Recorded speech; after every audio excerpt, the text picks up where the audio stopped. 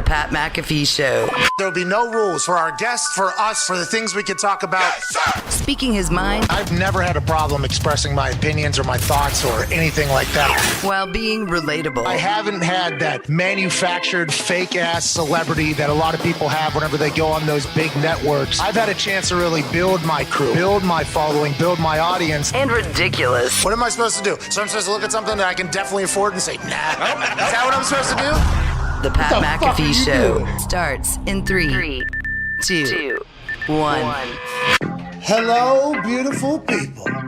It is NFL regular season game week Tuesday, September 6, 2022. This sports show begins now. Football is here. College football just got done with an absolutely epic week one. I understand some teams have played 2 games, but the majority of them only played their first game this past weekend. And last night ended the weekend of festivities of football, fantastic fashion. It was awesome to watch from literally game 1 all the way through the last game. But now our eyes are set for Thursday night in Southern California, Los Angeles to be exact, where the reigning, defending, undisputed Super Bowl champions of the world.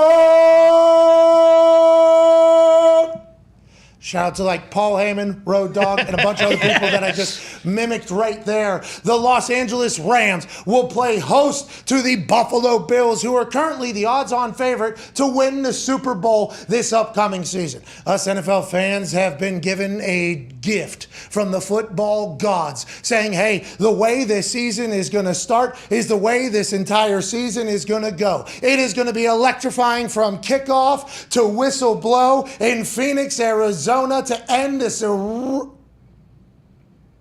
unprecedented Hell yeah. 2022 NFL season. We are happy to be alive. We're thankful you are watching here at youtube.com/The Pat McAfee Show. The boys are here. The Talks the Table at Ty Schmidt, at Boston Connor. How you guys doing? Doing unbelievable. It was a great weekend. You said it, and now it's kind of like that was fun, but now we got the reset. You can see Thursday, then we got Sunday behind that, and then what is it? I mean, we got 25 weeks straight of NFL football. What? Couldn't be more excited. What? Couldn't be more excited. How about the Iowa Hawkeyes winning off of 2 safeties and a field goal? Unreal. Special teams, how you doing? Keep it moving. Tory Taylor, appreciate everything you're about, pal. If you don't play well and bomb balls and pin people deep, those Hawkeyes ain't going to have a lot of celebratory moments over there this season. No, and that might be why I'm so excited for the NFL, because like they won. I love watching Iowa football, but boy, oh boy, I don't know if I can do that for the next 12 weeks. That's just it's a slog. It really is. Every time on offense, you know, hey, there's a good chance we're probably going 3 and out. If Tory Taylor doesn't pin him inside the 10, defense is still, but when you have to rely on your defense and special teams to score, 14 to 17 points a game, not great. Yeah, but there's a lot of those people. I think the Iowa Hawkeyes fan base stared down, another year of this. Yeah, exactly. A lot of another year of this, in which that is not necessarily fantastic. That is a recognition of what your season's probably going to be. In the NFL, there's none of that. No. Everybody has high hopes. Exactly. Everybody thinks that they're going to win a Super Bowl. For instance, the other member of the Talks the Table at Boston Connor, nobody has a clue what's going on with the New England Patriots offense or anything. But Bill Belichick said, hey, regular season, you put all the cards on the table. You're goddamn right. Basically saying you haven't seen nothing yet. Patriots could go on a run, and none of us would be surprised by it because it's Bill fucking Belichick. Yeah, exactly. And if on Sunday, Bill Belichick all of a sudden is calling plays because his whole entire speech that he, talked about yesterday that you just referenced was, we didn't do anything in the preseason that's going to, reflect what we're going to do in the regular season. I assume their September is going to be, like the previous seasons where it's absolute dog shit, and then they'll turn it on in October, maybe November, and then all of a sudden the Patriots are back where they're supposed to be. That Tone Diggs is here, one half of the hammer. Dahn! Cowboys, an absolute stallion in the betting world. I feel like you've continued to have great success even in the college football world. Are you the hottest college football bettor happening right now? Started very, very hot. How hot? Through the noon games, was for the season was like 5 or 6-0, and then I finished the weekend 11-6, 12-6. So I mean, there was a cool point there. What's this guy? Tony, Yeah, we come get it. on. You lost some games. 12-6 is a hell of a start, Yeah, pal. real. I'm trying to build up credibility for the show. I'm trying to build up good conversation, and all you're like, well, I started out 6-0, and then Well, I'm just saying. There was 12-6. Like, what the fuck, Tony? That's a great weekend. Well, Congrats to That you, baby Tony. Tony. Baby Tony Diggs. Thank you. I appreciate that, but you don't want to be the guy who's like, here's my $1 million free play today, 100-0 straight. What's wrong with that? There's a lot of people that do that, and I got massive respect for. There's a lot of people that do that we have no respect for, too, so I guess you got to pick and choose. But I want to let you know I appreciate Thank you. your gambling knowledge, but you were not the guy who had the biggest gambling weekend. No. The guy who had the biggest gambling weekend was maybe a man who had the hardest day of his life. Yeah. Now, is that a sign of what the season's going to be, or is that oh, no, we maybe peaked too early? At Boston Connor, you won a bunch of money this weekend. Yeah, I had a great weekend. Probably my best Saturday of all time. So I'm glad we're talking about it now because it'll never happen again, especially now that we're talking about it. But yeah, it was one of those things you dream about when you go into the first college football Saturday because it's never been like this. Typically, Tony just said he was 12-6. I might go 2-20 on a normal college football opening weekend Saturday. But yeah, we got a little lucky. The gambling gods were smiling down upon me, and I'm glad they were then because it definitely isn't going to happen now. But hey, Thursday, you never know with the NFL. Yeah, I literally saw you watch the Boston College game, which was your only loss of the day. You were really living and dying with everything that Boston College team was doing. And it seems like, I don't want to say it, but same old Boston College squad. Per usual. Even though they got a quarterback that's allegedly going to go in the top 5 pick of the NFL this upcoming season because Jarnovich is an absolute stallion. Look at us learning all we can about college football, enjoying college football. But on Thursday starts the men's league. Here we go. Goddamn right. And I'm not going to say that college football wasn't just electrifying. No, it was. But what we're going to see on Thursday is going to be magic personified. Yeah. We're going to be talking about like 2 teams that are probably going to go on a run for the rest of the season. 2 teams representing 2 different conferences, 2 powerhouses kicking things off. Now, normally on, banner nights like this, I got some interesting stats whenever from old Bruce, whenever I won in. Yeah, Bruce, he sent me a good text here. Let me find it. Got 400 of them right before the show started. We're moving into the Thunderdome soon, so every decision has to be made Right now. Before the show. Right immediately before the show starts. Super Bowl champions are 10-5-2 against the spread in Thursday night kickoffs. Super Bowl champion home underdogs are 4-1 against the spread. Okay. Sean McVay, 5-0 straight up and against the spread in openers, covering by an average of at least 12 points. Wow. Shit. The Rams are 2-4 against the spread in their last 6 games, though. Okay. They didn't cover Bills spread are in the Super Bowl. 13-6 against the spread in week 1 since 2003. Best in the NFL. Bills are 4-1-1 against the spread in their last 6 games.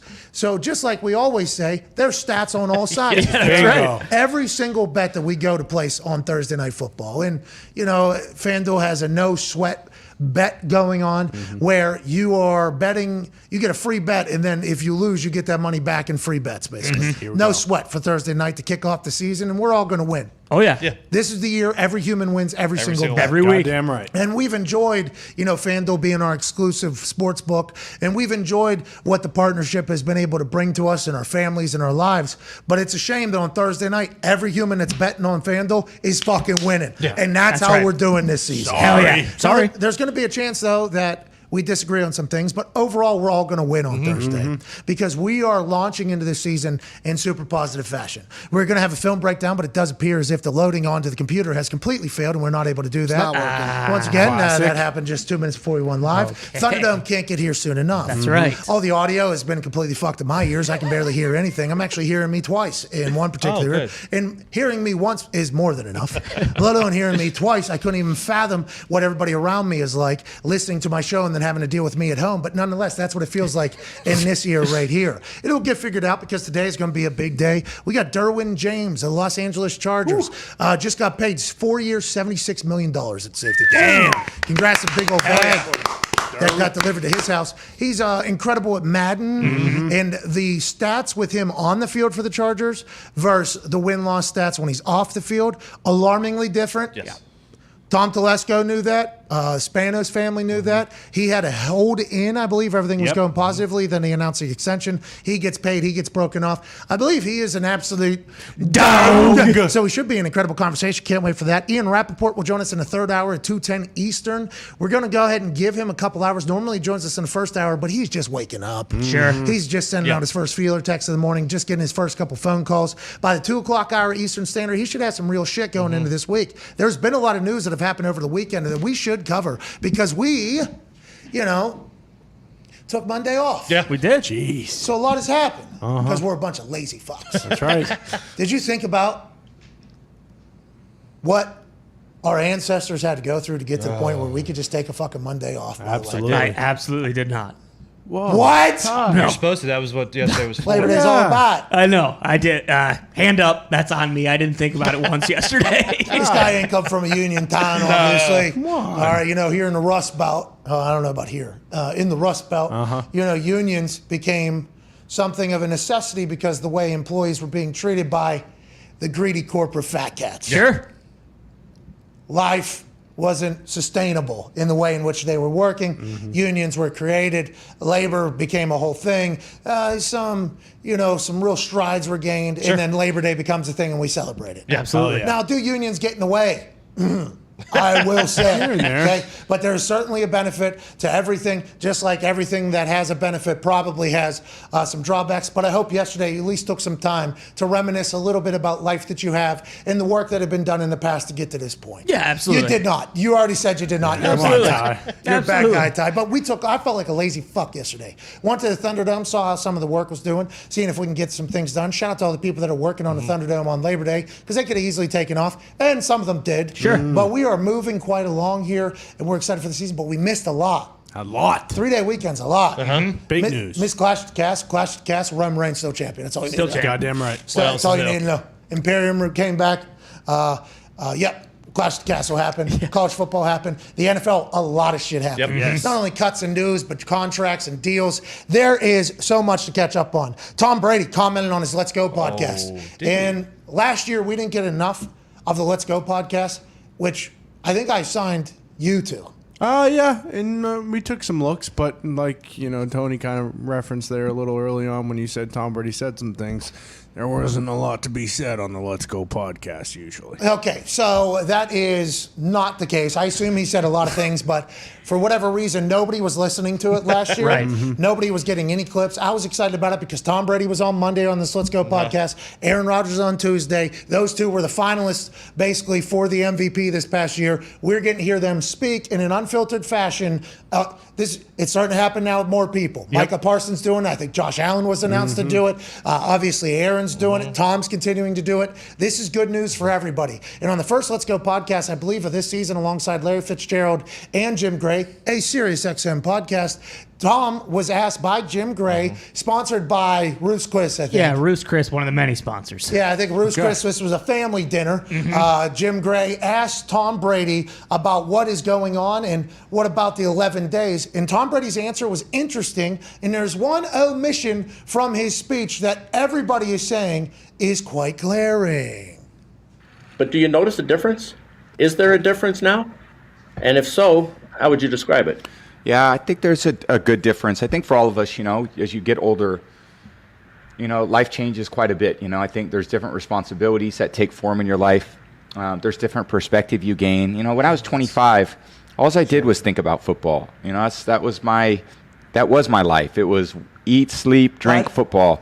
Because it was my profession. It was my career. And then over time, other priorities develop because, you change and evolve through life and you grow in different ways. So, you take on these different responsibilities of family and commitment and so forth, and you commit time and energy to those things. So even though once at 25, was I a good football player? Then I was pretty good. I think I'm a better football player now, obviously. But that also comes with a lot of other aspects of life that continue to change because it is your life. And I think I alluded to a few weeks ago, everyone deals with different things in their life. And, because we're, you play out on a big stage and a big, there's a big camera that's always on you. You're living your life, but you're living your sports life too. And they're covering sports, but they're they're covering your life too, and you're living your life, and you can't stop your life even though sports is happening. So even though I'm, playing in my 23rd year, I have a freshman in high school that's playing football too.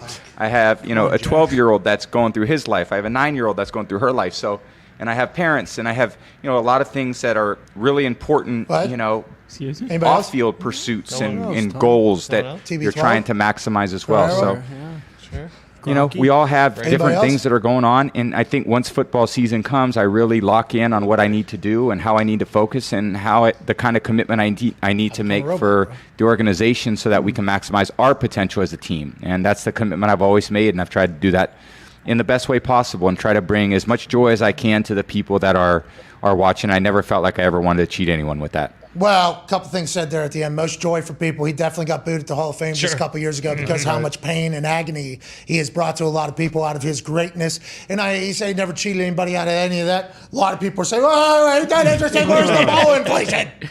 But Tom Brady obviously going through some shit at home. I think that is what the internet is saying immediately after this. And we all need to be supportive of them being humans, being adults, and going through a marital relationship that everybody else is experiencing if you are married. If you're retired and you think your life's going to be vastly different, then all of a sudden, just a few days later, you go, actually, I'm going right back into that thing. Yeah. To prove what? To do what? What are you doing? There's still more to figure out. You can see how that maybe becomes a little bit of a conversation. That's the case. If this is revenge season, revenge body season, I'm not saying they broke up. I'm not talking about anything. This is what the internet's saying. I'm just relaying a message, and I'm trying to sniff out what the truth is. All you have to do. Sure. Because this is journalism. Mm-hmm. If this is revenge body season for Tom Brady, fucking look out. Mm-hmm. Yeah. I was actually kind of down on Tampa Bay Buccaneers because with all these distractions, I don't care how many superstars you have, how many goats you got out in the pasture, distractions are not making that's not an easy thing to win alongside because it's already hard enough to win an NFL game, especially with some injuries in some key places. Not that I don't think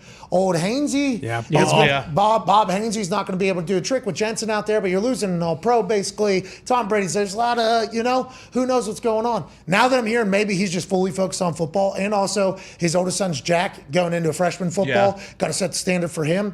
I'm all the way back in on Tampa Bay Buccaneers, and I don't think that's exactly how everybody else viewed that conversation they just heard from Let's Go podcast. Well, I think it could go one of two ways, too. That is the first thing I thought, too, is like, oh, fuck, Tom's locked in. Mm-hmm. Punch the ticket to the Bucs going to the Super Bowl right now. But you also look at it on the other side. It's like if there really is, what they're reporting with all the marital stuff with drama. Yeah, exactly. Giselle going to Puerto Rico or whatever it was Tom didn't say her name. That TMZ. Yeah, bingo. But also that's we led into it. Yeah.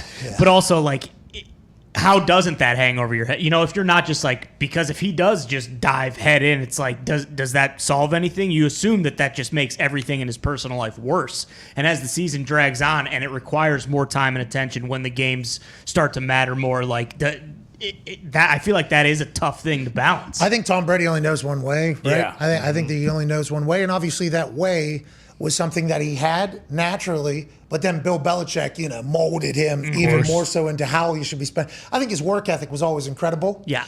People say, well, his photo combine, we were proud of him. Sure. Like, hey, this guy's working hard on his body.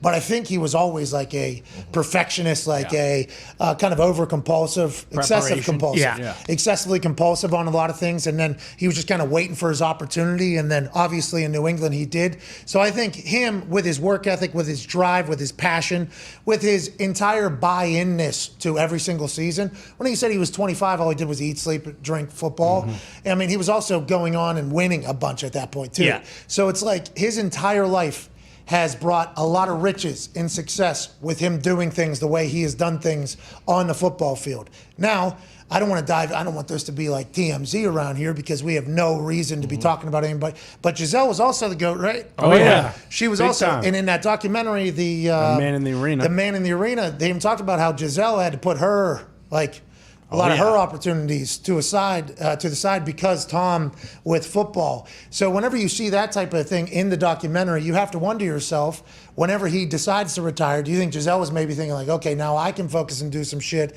and then all of a sudden, he's like, actually, I'm going right back into that where I am. You know the deal. I'm watching film all the time. Even when I'm on a Manning cast, I'm fucking watching film in there because I have to be excessively compulsive about it now, not only because I'm trying to build a reputation like I did whenever I was 25. Now I got to hang on to it. When motherfuckers see Tom Brady, this ain't the, I'm old and broke tour where you can barely get the words out into the microphone when some of these singers hang on for one last payday. Tom Brady's like, I ain't going out like that. So I have to do exactly everything I've done for this entire time, the last 22 years.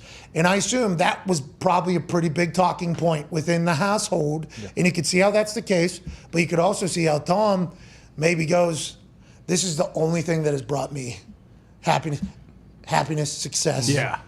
Everything I've ever wanted in my life has come from this sport. Probably going to be difficult for Tom to let it go.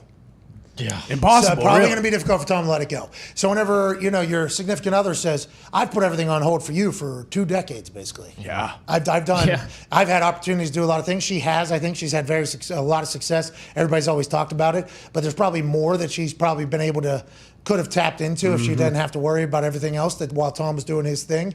And then now she's like realizing that maybe it's not going to be as easy for him to hang it up as everybody thinks. He had $375 million waiting for him. That wasn't enough. Yeah. He still said no. Yeah, he still said no. It's like maybe that realization is becoming a thing. Maybe his kids. It just feels like Tom's got a lot of shit going on at home. We would like to thank Tom for his sacrifices at home for all of us as football fans. Yeah, thank you, Tom. Hey, that doesn't change your situation at home at all. Not one bit. No. Not one fucking bit does that make your life easier. But I'd like to let you know we appreciate your sacrifices and all that you've done for the league and for the game. And good luck. At home. That seems like it's going to be an interesting situation for some time to come. I wonder if Tom wasn't really ready to retire, and maybe it was Giselle who texted Schefter and said, "Hey, break the news, force him into retirement," and that's why Tom was so upset. I gotta fucking put him out to pasture. Yeah, get Darlington on the phone. Could see it happening, but also if they don't win the Super Bowl, is he coming right back? Because it feels like that's the only way he stops playing is if he ends on winning the Super Bowl. Well, the NFC is going to be difficult because David Bakhtiari says he's on track to start in the opener versus the Minnesota Vikings. Now, it was reported by somebody else. I forget who was the one that broke the news, but Bakhtiari, Bob Domofsky of ESPN Packers Nation, I believe. Bob Domofsky has been on this show before? Yeah. Yes. Bob Domofsky, yes. Yeah. Great call. Hey, Bob, doing great. Love you, Bobby. Doing great, Bob. Bob Domofsky reported that he is due to return for the opener potential, and he quote tweeted that and said, hey, we're taking it one day at a time, Bob. Let's not get too out of control here. That's good signs for everybody in Green Bay, for every owner of Packers Nation, for every single person that roots for the Cheeseheads, including this show, because Aaron Rodgers Tuesday, he said, I'm just taking it one day at a time, Bob. Let's not blow things out of proportion. And it was the Joker who had a bomb on his vest whenever he showed up at the mob meeting, I believe, when he ended up putting a guy's face through a pencil. Yeah, that's right. So I don't know maybe Bob has a little bit of a HR department here. You know what I mean? Could be. Maybe a little bit of a threat from Bakhtiari. But also, this seems like when we talk to Bach, when we talk to Aaron, the reports that are coming out, felt like it was relatively positive. Him being back for the opener, great news. That's a game changer for your fucking team. Yeah, absolutely massive. And even just him saying that, even if he somehow does miss the opener, that makes me feel like, okay, well, it's not going to be, we're sitting at week 8 and he still hasn't played. Like, I think he's going to play much sooner. Like, do you think at this point, what is it, Tuesday, they play on Sunday? Like, he knows whether or not he can go on Sunday right now, right? Or do you think it still is like kind of up in the air a little bit? I'm not sure. Maybe he's already made a decision that he's back and they don't want to publicly release it because there could be a minor, a little bit of a setback over the next couple of days that you set the expectations and then all of a sudden everybody's like, oh, again, this guy isn't playing. I thought it was interesting when he came on the show and was like, yeah, when I was on my honeymoon and I walked up this big fucking sand dune to see the view, my knee hurt so bad. And it was during that I said, we probably got a problem here. And that led to a surgery that ended up probably fixing his knee and getting him back on time. So, you can find true joy in an unusual place. Yeah. You know what I mean? In a hopeless place there. Yeah. But Bach being back is great for the Packers. I can't wait to see what they do with that young offense. Yeah. Aaron Rodgers Tuesday is back for an unprecedented season 3. I assume it's going to be much more positive with old Giraffe out there on the left side again. Yeah, it's huge with him and Elton James. Let's just say he's back. Yeah, sure. He's Bach. But Hey, then we did that he's last time. Guess who's Bach? Bach again. Bach is Bach. Taylor Friend. Yep. Guess who's Bach? Guess Bach who- again. Bach again. Bach again. Because he's Bach. He's left tackle Bach. That's right. He's all pro Bach. Yeah. He's no longer sitting on the sideline chugging beers for watching other people succeed Bach. Bach is Bach again. And Bach is back. Well said. Wow. Well said. It's good for Bach, and you know that's really when you start to feel like football is Bach. Yeah, truly. Isn't it? Football's Bach, dude. What were you going to say? I'm sorry, Tony? No, with him and Elton Jenkins being healthy, I believe he is. Is he healthy now? Not completely, but he's trending. I mean, same deal. He blew his knee out last year, and he's trending in the right You need direction those as well. guys because I feel like with the young wide receivers coming into it, they got a couple stallions in the backfield. People forgot that. People forgot about Aaron Jones. Yeah. Oh yeah. He's still on the team, right? Yeah. Haven't talked about him at all because A.J. Dillon has kind of grabbed the headlines because he ran over that fucking mascot and his quads are so large and he had a great season last year and he's coming into another one.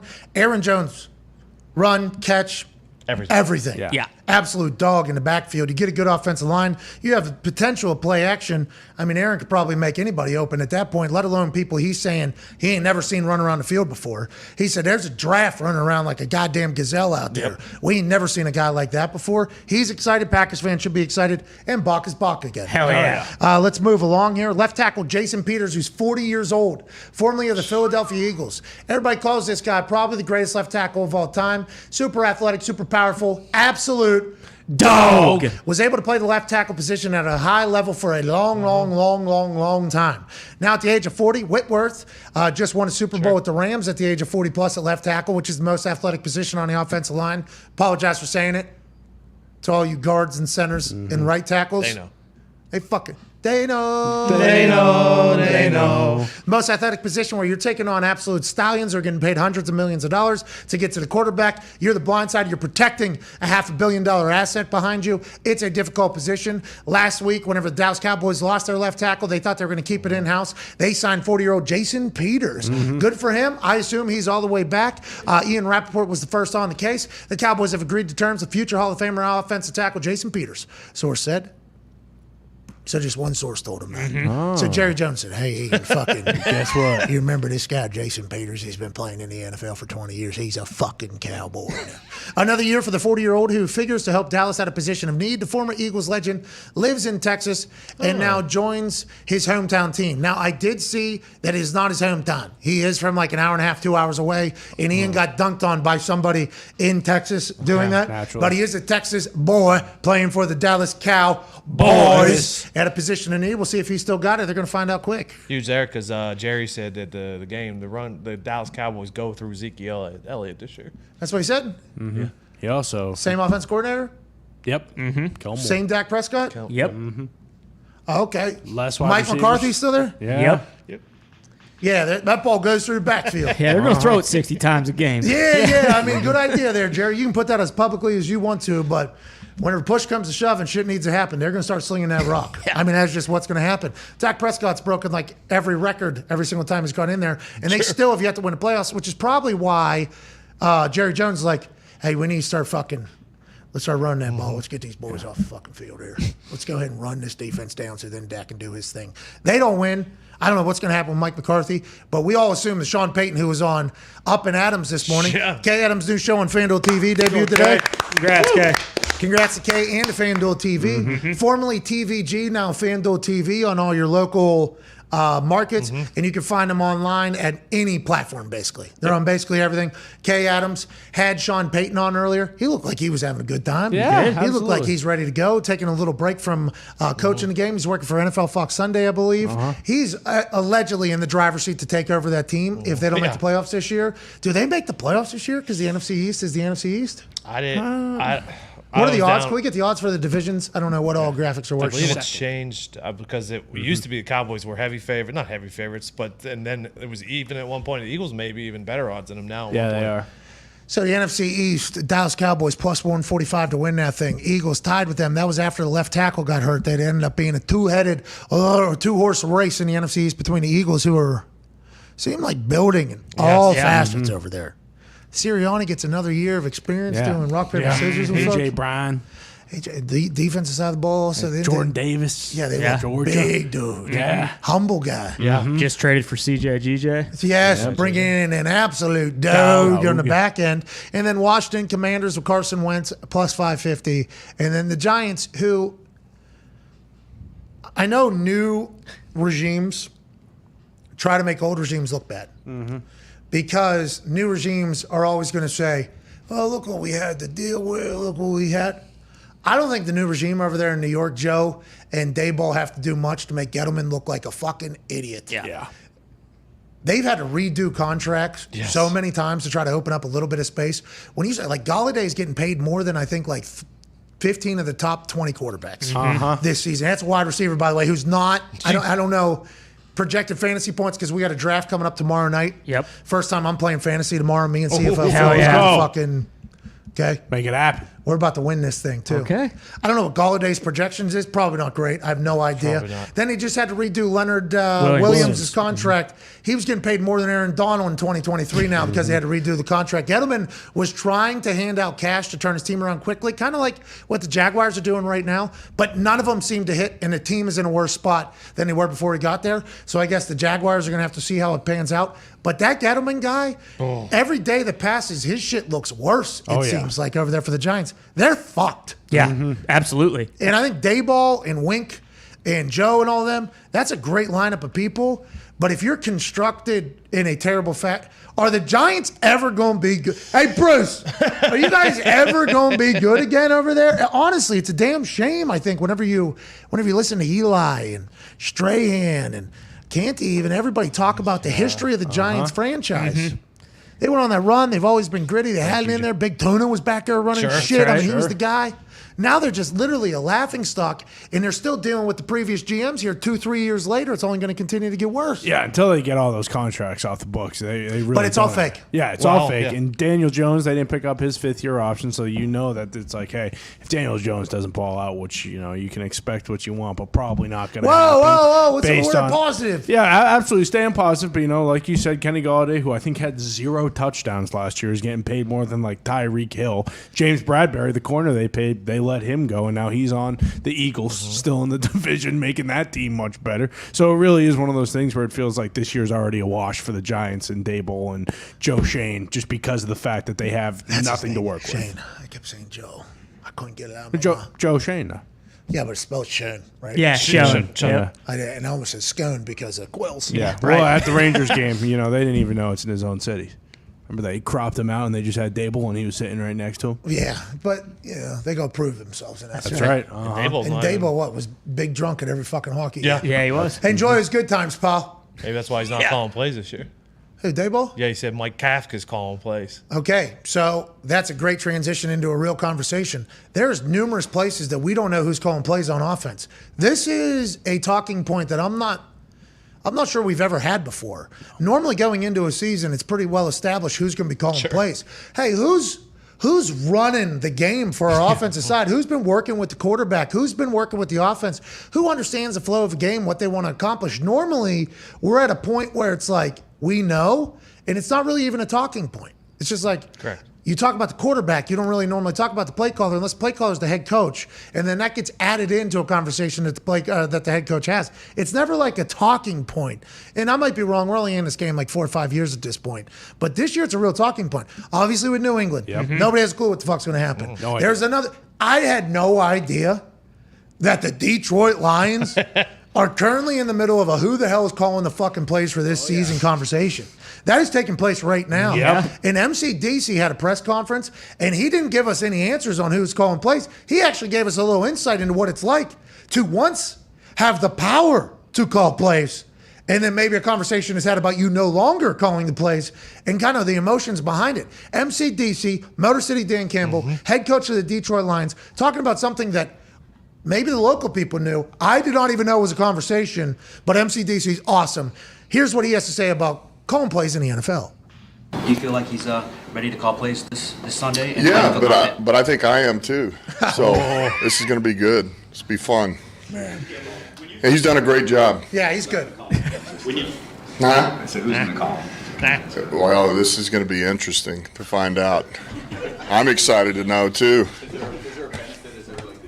You mean by not saying who's calling him? Yeah, I mean, maybe not. I don't know. I'll be honest with you. I'm just not quite there yet. I mean, I still have this eagerness to want to call it myself, and so I'm just, man, it's going to be, I don't know. It's going to be good. He's rocking the podium, and then he's talking about how it's going to be interesting. I'm excited to see what that means. Are they going to go bull in a ring? Are they doing Oklahoma drill to see who's fucking calling plays? Coach MCDC, I did not know this was a conversation. I guess this was happening behind closed doors. Yeah. What is really going on in your mind, Coach MCDC? Well, man, I mean, you saw last year. I started calling plays. We turned the season around, man. What? We won 2-3 games. I really don't remember because we lost so many. But no, man, as you start, I've been playing a lot of Madden lately. That new Madden 23 came out, man. And not only do I look like an absolute bag of mashed up asshole, and that's something they need to change real soon. And another thing with that, man, the tackling mechanics and some of that other stuff, it doesn't really feel like real football, man. But you get that joystick in your hand, you get that R3 L3 bumper, man. You start to feel the juice you're getting. I feel very good. And granted, we're still trying to kind of find our Greg Jennings, man. Every team wants to find a guy who can just put the team on his back, though, man. Okay. Is that what you guys are doing? You're playing Madden against each other to see? Yeah, I've been playing a lot of it. It's funny, the playbook they have in there, man, very similar to what we're actually. I don't know how they did it. But we'll see. I mean, I may call some of the plays. What if there is a team meeting and they walk in there, and who's the other person that might be calling plays? Ben Johnson. Ben Johnson. So it's not Brunel either. It's Ben Johnson. Oh, see. Okay, so imagine you walk into a team meeting and fucking MCDC's on the left with the sticks and fucking Ben Johnson's on the right. They both got to play as the Detroit Lions against each other, and whichever team has the most offensive success and wins the game is calling the plays. That would be an electrifying fucking team meeting. Right? I'm almost expecting on Hard Knocks tonight for him to walk in and throw something down and be like, Madden's got our whole fucking playbook, man. How'd that happen, huh? I'm really expecting. Who's telling? Yeah, which one of you guys is fucking going to EA Sports, man? Huh? They got every fucking play we run. Blames it on NFL films and Hard Knocks. Yeah. Keith Gossrow, this son of a bitch is giving it out there. But I do like the fact that he's like, you're going to have to pry these play calling duties out of my fucking cold, They were dead much better hands. on offense last year when he started calling Goff plays. was a million times better. Goff was a different quarterback because it was Anthony Lynn. Anthony Lynn gets relieved of his duties. MCDC says, I'm doing this. And it was a brand new person at quarterback. I couldn't believe it. And so now Ben Johnson got promoted to OC. Can we put a picture of Ben Johnson up? Do we have the capability of doing that? Yeah, because when you said the Oklahoma drill thing, once you see a photo of him, white. MCDC would absolutely eviscerate him. What'd you say? He's pretty white. Yeah. Just the whitest human of all time? Yeah. So everybody just assumed that this guy was getting the play calling duties just because MCDC's big dumb meathead? Is that what everybody assumed? I assumed so, but we knew in preseason that they were going back and forth and calling them. So is MCDC competing against a guy right now on a team that he runs? And that's exactly what's happening. That is exactly. It's interesting. We're gonna look at the final tally, man. I'm excited to find out too. Hey, we're running the analytics, man. I guess I called more draws on the first play than everybody else. We had more first. Oh, he is very white. Yeah. In practice, though, like on Hard Knocks, though, it seems like he's calling all the plays. So it'd be. So media just expects Ben Johnson. Ben, by the way, just classic standard white. This is not a. That's not a shot of you. No, you're fine. I am a brand of white as well. There's a lot of fuckboys that look like I look. Not as many wear tank tops as I do. Sure. That's kind of become my fuckboy thing. But good luck out there, Ben. So I think you start with MCDC. You can always go to Ben. Yes. You start with Ben. Can you go to MCDC, and what's Ben standing within the team if he's been Yeah, what's he do? By the head coach. I forget if he was tight end coach or if he was the pass game MCDC. coordinator. The offense runs through the tight ends. Yeah. I assume MCDC just took over last year without knowing how good he would be, and then he was like, "I'm pretty damn good at this. I want to keep doing fucking it." love this, man. I can do whatever I want. Beat the Cardinals. It's like a video game, man. What do you want to see? You want to make a call? 4 verticals. Bro, I love just the thought of him putting a game plan together, what he wants to do, because it's very easy to make fun of MCDC. Sure. Oh, yeah. Because he is nothing like any other head coach we have seen. He is nothing like the greatest coach we have seen, Bill Belichick. He's actually the complete opposite.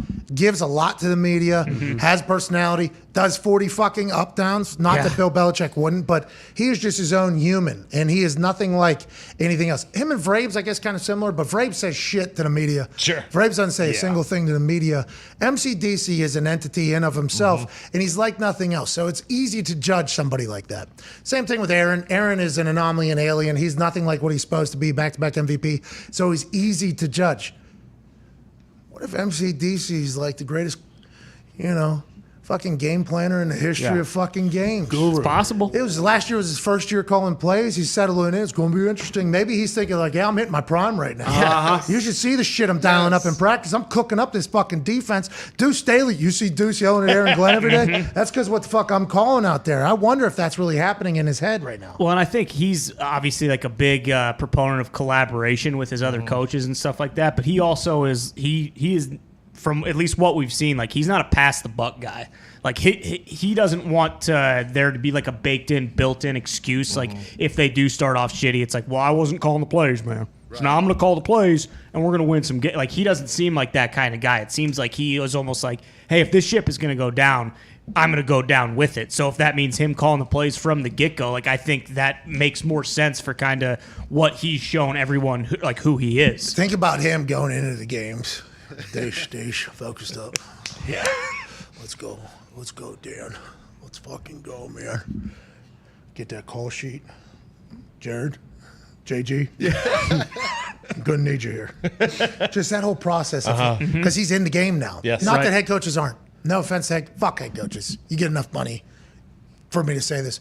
Not that head coaches aren't in the game, but if you're calling plays, I mean, like, really, you're a part. You are. Yeah. It's you jousting versus either the linebacker or the defense coordinator or both, depending on what team you are there.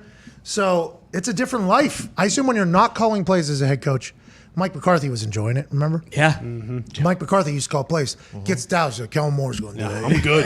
For sure. Well, what are you going to do? I'll oversee it. I will oversee Watermelons. it. It's just, I'll be smashing fucking water. Get the team ready. I'll get in the boys' jack. Wait till you see what I do this year. Jerry's giving me a monster truck. Imagine he rolls in a monster truck day one. Good. I mean, anything to motivate the boys. But it's a much different life when you're calling plays, when you're not calling plays. I assume there's a lot of proponents for MCDC to not call plays. If he has faith in Ben Johnson, okay, I can worry about a lot of other shit. If you're calling plays, that's you're kind of baked into the offensive side, whether you like it or not. And I wonder what Goff thinks, right? Because it's either Ben Johnson or MCDC in his ear the whole game, and that's a lot different, I assume. Yeah, because MCDC personally invested in the offense if he's offense coordinator. Yeah. So every drive, every play, every series. Why can't we just do in-season hard knocks with the Detroit Lions? Yeah, just keep it going. Just run it though. Not that the Cardinals are short of stories. There's a lot of them. Oh, yeah. Sweet, yeah. Including video games, Call of Duty. Sure. Of course. New drops. Yeah. Watching film. New skins. New head coach contract, new GM contract. Yeah. Those two seem to be just like every other head coach and GM out there. Yeah. I'm sure. Yep. Yeah. Walking the path, yeah, of course. New wide receiver with Hollywood Brown. But, like, with the Lions, like, it's much easier for them to start with Johnson, would you say? Just because then it's like, hey, the first 4 weeks, you want to start good. Like Lombardi said, good teams start good and finish good. But, like, those first 4 weeks aren't as important as, weeks 10 to 14, if you will. I have no idea. I have no idea what to do. I was talking earlier, we had a call with FanDuel chatting about everything that they got going on. It's an interesting calls because they're laying out like what they have going on, and we're chit chatting about what we can do. These are the meetings where we press a little bit, like, hey, can we get Need this boost, of course. Like for instance, there's now a last touchdown scored bet. Yeah. On the week? No, in the game. The last touchdown score. So you could say first scorer, right, is obviously something. Now they've added even in last touchdown score, which is a complete gamble, roll the dice. But if you think it's going to be a good game, Travis Kelce, right, for the Chiefs, probably going to have a lot of last touchdowns. Like we can start getting all these things kind of start taking place, and then they laid out a scenario they were kind of put into like either choose to do this or do this, and I straight up said to him in the middle of the meeting, "Man, I'm fucking pumped. I don't have to make that decision." Yeah, like that. Yeah. Hey, that's not whichever way you go there. It's going to be great. It's going to be great. I'm sure. Yeah, but I'm excited. Like that's the type of like Ben Johnson or MCDC. I am happy I don't have to make that fucking decision because if Ben Johnson comes in and he stinks, does he lose all credibility with the whole fucking team literally early? And then MCDC comes in, has success again. Yeah. Then they're good towards later end of the season. What's life like around the building with Ben Johnson? If MCDC starts, has success, cool. This is how it's going to be. If he does bad, he can hand it off to Ben Johnson, and then I guess it's a big guessing game on whether or not he's worth a fuck. Well, and I don't think the Lions are the kind like it's a win or lose. Yeah. Right. With Nagy, when he was calling plays and he wasn't good at it, and he turned it over, and then they lost all respect for Nagy, it felt like. And that's what happened to Anthony Lynn last year. He had the play calling, he stunk, MCDC took it over. Anthony Lynn is not a part of the Lions anymore. They're also not in a situation, like, they have to start fast. Like, the Lions can't start 0-4 because when you do that all the time, like, I think they have How to many start wins, fast. Foxy? 10 wins, 7 losses. That's not what he said earlier. It's Because not. they just lost offensive linemen. Every Lions fan was looking forward to our offensive line finally being together, and this came out of nowhere, and I don't even know what the injury was. Mr. Vaitai is out, which is a damn shame, but Lions got a lot of decisions to make. We'll be watching with bated breath as the last episode of Hard Knocks is this evening, 10 p.m. Eastern on HBO. Hell yeah. More news around the NFL. Shaq Leonard for the Indianapolis Colts. Last year, should have been in conversation for defensive MVP. Team didn't make plus. Yep. Ooh. Sorry. Whole new team this year, by the way. Yeah. Everybody on the offense is talking about how much different it was than last year, and they're saying Matt Ryan's a fucking guy. Yeah, of course. Just like Jim Irsay said when he came on the show sitting on a throne at his house, when he came on the show at training camp, Jim Irsay said, Matt Ryan, we got an astronaut, we got a Navy SEAL, we got a guy. He's come in and been commanding, demanding accountability. He's telling people where he wants them, how he wants them. This is from Zach Kiefer of The Athletic. It's night and day compared with last year, one offensive player said anonymously. Don't love that. Don't like anonymous quotes coming out of the locker room. Interesting. But this person probably didn't want to hurt any friendship with anybody. So that's why they did it. It wasn't to go against the team. It was probably just nice guy. Personal relationship, family, friends. Sure. But it is night and day. In Westfield, Ryan was full-time quarterback, part-time coach, constantly tutoring the wideouts and tight ends during and after drills. Honestly, it's easier that way, Mo Alley Cox said, tight end, who's an absolute stallion, because you're better off just doing what he tells you to do. Wide receiver Michael Pittman Jr., who was seen on our show during training camp when we stopped up there against the Detroit Lions, caught one of the Colts in-home cameras echoing the same thought. Just do what Matt says. He always says, just do what Matt says. Last year, we were out there running the plays, but we were basically just playing football. Oh, okay, that makes sense. Sure. Pittman explained a few weeks later, asked about Ryan's arrival. I mean, we would just run around and make plays. This year, we're trying to be organized. Be at our spots and at our depths, because that's how Matt likes it and how he commands it, and it's what he expects. So you better be there, says Michael Pittman Jr. Thank fucking God. Matt Ryan has come to the Colts. Thank you, Matty. Thank you, Matt. What a glowing endorsement of Carson Wentz. Yeah. Well, we knew. Stop. You gotta feel great if you're a Commanders fan, huh? Stop. Fucking guy. We knew Matt Ryan was going to be better than Elmo. No, we knew that from the get-go. Well, just because of the suit he was forced to wear for his press conference does not mean anything. Carson was great on our show. He's very nice to everybody. Yeah. He's beloved in Indiana as a human. As a football player, it was not like what Indianapolis Colts fans have become tradition of watching. It was a lot of what Michael Pittman was echoing there, which is kind of the, hey, we're just going to play football out here. This is the concept. This is the scheme. But ultimately, let's just fucking feel it out there. Okay, let's just flow. Yeah. I might fucking run around. I might balance on a goddamn football. You continue to run your route, though, because as I'm down on the football, which I already turned over in the last drive, left-handed shot put in somebody for a 0-yard pick six. Oh, yeah, that was back in the Reddit stream today. 2 days on NFL football, 2-yard pick six to lose for the second time to the Titans. Yeah. That was sweet. Yeah, then next series, he comes back, fucking palms the ball on the middle of the field and just says, fuck it, Pittman, throws it into triple coverage, and Pittman goes up and gets it. Dahn. Yeah, a dime. Yeah, a dime in a triple Absolute coverage. bucket. It was. It was a beautiful ball. But that's what Carson is. He's just a football player. Yeah. And I think they should have ran a little bit more hurry up potentially for him. That might have helped if there wasn't as many, like, even thought of plays happening. There was numerous times, allegedly, we don't know because we were not on the play or know the play call, where he would check out of a run when we have an actual MVP cannon in the backyard. So I think for all parties, we are thankful that Carson's taking that style to the Commanders' offense, and it can be electrifying. It can be great for the Commanders in the NFC East. Maybe they go on a run. But with Matt Ryan being in Indianapolis, it is a whole new feel around the Colts fandom, around Colts Nation, and around a lot of things with the Colts. Sportsbooks have the Colts over the Texans as the largest spread of Week 1. Largest spread. Colts over Texans. Colts did not make the playoffs last year. Colts have a brand new quarterback this year, a guy who's played 0 snaps for the team at the most important position on the field. They are favored by 7.5. That is the largest spread of Week 1 over the Houston Texans with Dougie Mills.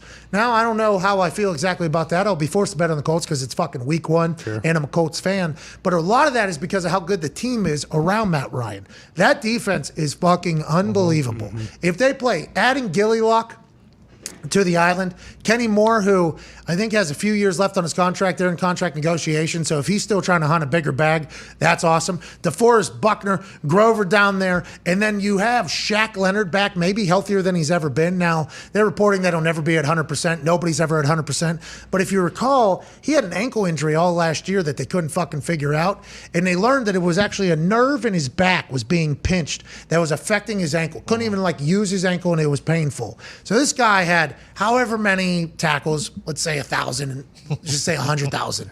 However many punch outs, which you have to be fast, however many game-changing plays, had limited use of his ankle. This year, he should be all the way back. He missed practice in his first practice back just this past week. He had a pick against the twos, not against the ones. It wasn't Matt Ryan throwing the ball, obviously. False. So this team should be even better. And you think if the quarterback position is completely figured out, let's go. Let's go on a fucking run in Indianapolis, and it's great to see Shaq almost back. My only worry for the entire team is how come the offensive head coach, when they was watching film yesterday, was like, we do need to get to a certain amount of yards. We can't be doing this stuff. Does that make sense? What are you talking about? How come the head coach didn't fix, all the just fucking willy-nilly shit last year? Oh, why did he let him freestyle so much? Yeah, he can't fix madness. Because his brother in Christ. That's true. I thought that was... I don't think Matt Ryan is Jewish or Muslim. I believe he is probably... I don't know if he's devout. Right, yeah. I don't not think like he's... Carson. It's like that story he told when they were in the car, and he saw Carson's background on his phone. And it was the exact same... Joel 3:16. Yeah, exact same scripture he read that morning. It was like, boom. That's my guy. I don't know why. We're not making fun of it. We're just saying that is why the relationship is so tight. Yes, that's what happened. That's the real thing. And just like God created me to be a foul-mouthed fucking doofus. Sure. Yeah. God created Carson Wentz as a football player just to be a wild animal. Just be a lunatic. And the greats are great. The extended plays that at work are awesome. Yeah, wild. But there's some other ones. Aaron Donald. He sprained both of his. I don't want to harper. I don't want. It's a dead horse. I don't want to say it anymore. But if a horse had 2 sprained ankles on one particular race, we would talk about it until that fucker was long. Yeah, it wouldn't take long. Yeah, we also know what that was like because Max players. Whoa. We don't need to get into how horses are treated after they run their final race. They're helping a lot of people. Nowadays they're the glue in between arts and crafts. That's what I was talking about. Yeah. School project. That's exactly what I was talking about. It's not talking about. But that's what it's a good thing to think about. They're giving back to the community. It's like when you die and you get buried in the ground, you help fertilize the soil. We had a kid that ate glue all the time. What was that kid's name? You remember his name? I don't know which one we're talking about. Glue sniffer? This kid was really on it. I remember thinking to myself, that's a lot of fucking glue. This guy's eating. You mean squeezing it out of the bottle? It was Connor. No, yeah, that was. That's true. I had a good little run there. I thought it was fluff. Let's go to some phone calls here on the 5 Energy phone. You thought it was what? Fluff, like peanut butter and fluff. Marshmallow fluff. Wow. Tastes good. Really? Yeah, just like sniffing Sharpies. Just get your. I did. I had a little bit of a run there, and it's a little dangerous, but I mean, the smell of gas there for a while. Oh, still. Really? Yeah. Oops, spilled Still milk. good stuff. Yeah. Yeah. I had Some to, on your fingers. Yeah, I had to get away from it though. I had to Love get away. that It was smell. becoming a little bit of a problem. How about those big, like, industrial-sized markers that are so Expo. tough when they take the Expo. cap off, you basically pass out. Yeah, you can't be having that shit out around me when I was a teenager. What do you want me to do? I'm pretty bored around here. Yeah, especially, I mean, all the kids that you were selling cigarettes to, as soon as, that business went out of town, they were stealing expo markers off the whiteboard. What a run that was. I mean, I was selling to high schoolers, fifth grade. No bodyguard. Entrepreneur? It says a lot. Thank you. Nobody. It all started with one half-smoked cig that had lipstick still on it from a friend's mom. You can up that price. And I really started piecing things together. Oh, this is hot commodity right here. Wait a minute. I need to start robbing every ashtray I see. Yeah. Pick them up off the ground. I'm pretty proud of old fifth grade me. I mean, it caused quite a problem. I mean, they tried to expel me. I mean, it was a real. Yeah. That makes sense. But just piecing that together. If I'm ever fortunate enough to be a father, like, how do I deal with that? Like, part of me, that situation is going to be in this little fuck. How do I keep it? You don't. No. It's. Sorry about it, Sam. Like, this is just the shit. gotta let And them I don't live and even learn. think kids that age, it'd be more like a Jewel or something like that. Sure. They're not even smoking cigarettes, and so you don't have to worry about I it. can't be. Listen, little Midas McAfee can't be fucking giving out popcorn long. No, true. Can't. That's true. Where's those spinners at? The fidget I spinners? thought about that this weekend. Where are those at? Those did die out. They did. They took over everything. Are they impossible to create? Supply chain, is that a problem? I don't know. They were Phones. sweet. Did you ever use? I mean, I would. Oh yeah, just sit there and just all day. Yeah, I was sitting in the middle of like having to fake like I was arbitrarily doing something in the middle of being a fucking kicker for a football team, and just sit there and see how many times we could get that motherfucker to spin. The thing about people with ADD or ADHD, though, is ultimately you give them an object that only does one thing, they're going to get bored with it. Yeah, but it does more than one thing because you got a pinky toast too. Yeah. You can go the other way with it. But you're saying once everybody figured it out, you're saying there's really no more games to be played. Oh, that's it? Okay. I'm done with I've this. seen a lot of people on the internet call this the ADHD program of all time. Really? Pretty accurate assessment, I do believe. I saw in the comments a lot, the YouTube, the Aaron Rodgers Tuesday Season 3 unprecedented announcement. A lot of people saying, Adderall and Aaron, back again. Whoa. Made me laugh pretty good. I don't mess around with Adderall. I don't like what it did to my brain. I like this thing being all over the place. Everybody needs to relax. We don't need. We don't need that at all. No. I don't need to be too focused on one thing. We need to continue. We need to continue to do it. What a fucking season we're about to have. I know. Huge. Do you understand that? Oh yeah. We are right here. Like this weekend, watching college games was awesome. Mm-hmm. I enjoyed it so much. I had a blast. You won a bunch. I enjoyed just watching a game be played. I like watching people go bananas. That Georgia Tech Clemson game had a lot of empty seats. Oh yeah. Ton. What's that all about? I don't know. I heard Dabo say we came and play at their place. I heard Dabo in the interview almost put it on Georgia Tech because Georgia Tech is in Atlanta. They're not normally in the Mercedes-Benz Sphincter Dome or whatever it is. But it is. That seemed to be empty. Everywhere else, though, seemed to be pretty rompous. Yeah, it must have been just the spread. They must have thought it was going to be a terrible game. Started out Well, they got to figure it out. dogfight. Yeah. I'm not going to say it. What? Dude, DJ Uyunglele, he throws a bottle rocket. Yeah. So, like, I don't know if anybody's ever seen a bottle rocket get lit and That's literally what his throw is like. I've never seen anything like it. I have no idea how it happens, but that son of a bitch will come down side. It'll like moving. It'll like knuckleball. move. Then they put that kid in at the end from Texas, from Drew Brees High School, Caleb or Cade or I had it.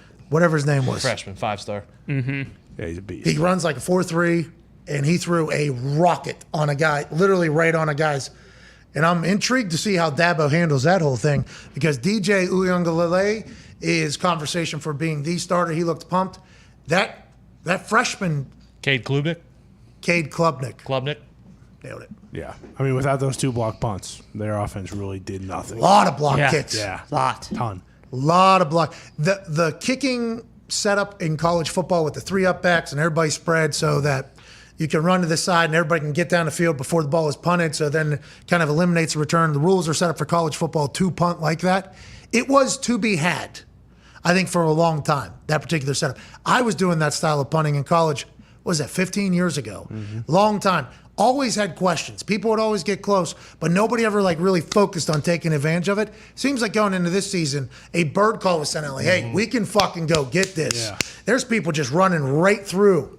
Blocks just being, there's MAs on every one of those things. And I would assume that the players would be like, well, I thought I had this guy. They were just overloading, out scheming it. They're just out scheming these college kids playing a position they never played before. And block punts are just changing everything. Block kicks, changing everything. I like it. I love it. It's better for football. Well, it's crazy, too, because you look at some teams who, like Iowa, for instance, like you can tell how much of an emphasis they put on special teams. Like, hey, guess what? Like, we are going to be much better on special teams than whoever we're playing, no matter what. And then you look at it like, I mean, special teams is what lost LSU that game. They muffed 2 punts. They Norvell. Yeah, exactly. Like, it is just kind of crazy, like, to see what teams really do, like, hey, you know, special coach it. Teams matter. Big time, especially in Special college. teams matter. Especially in college. And in the NFL. Yeah, well, you guys know that more than bingo. All right, we'll be back in about 4 or 5 minutes with A.J. Hawk in this beautiful hour 2.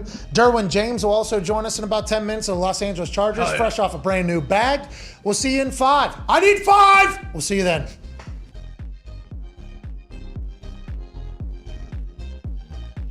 Just reading this headline here that is written on this piece of paper by Boston Connor this morning.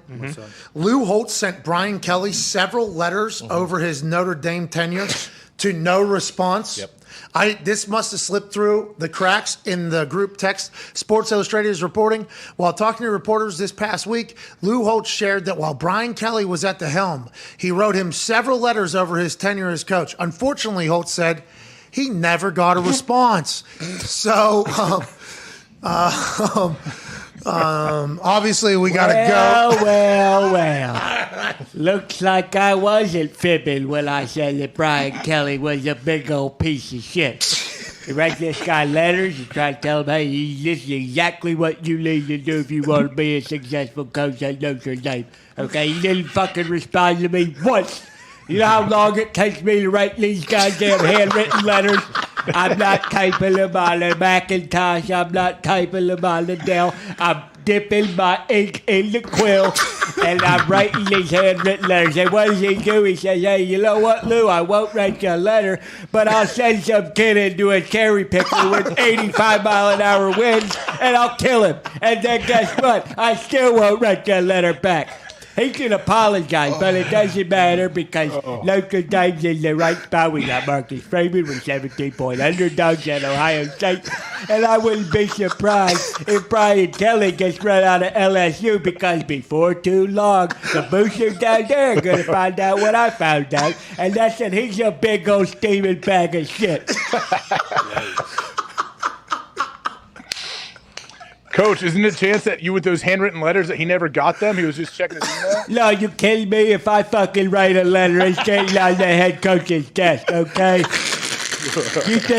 You think Charlie Weiss ever got my handwritten letters or Tyrone Willingham? Those guys always wrote back to me.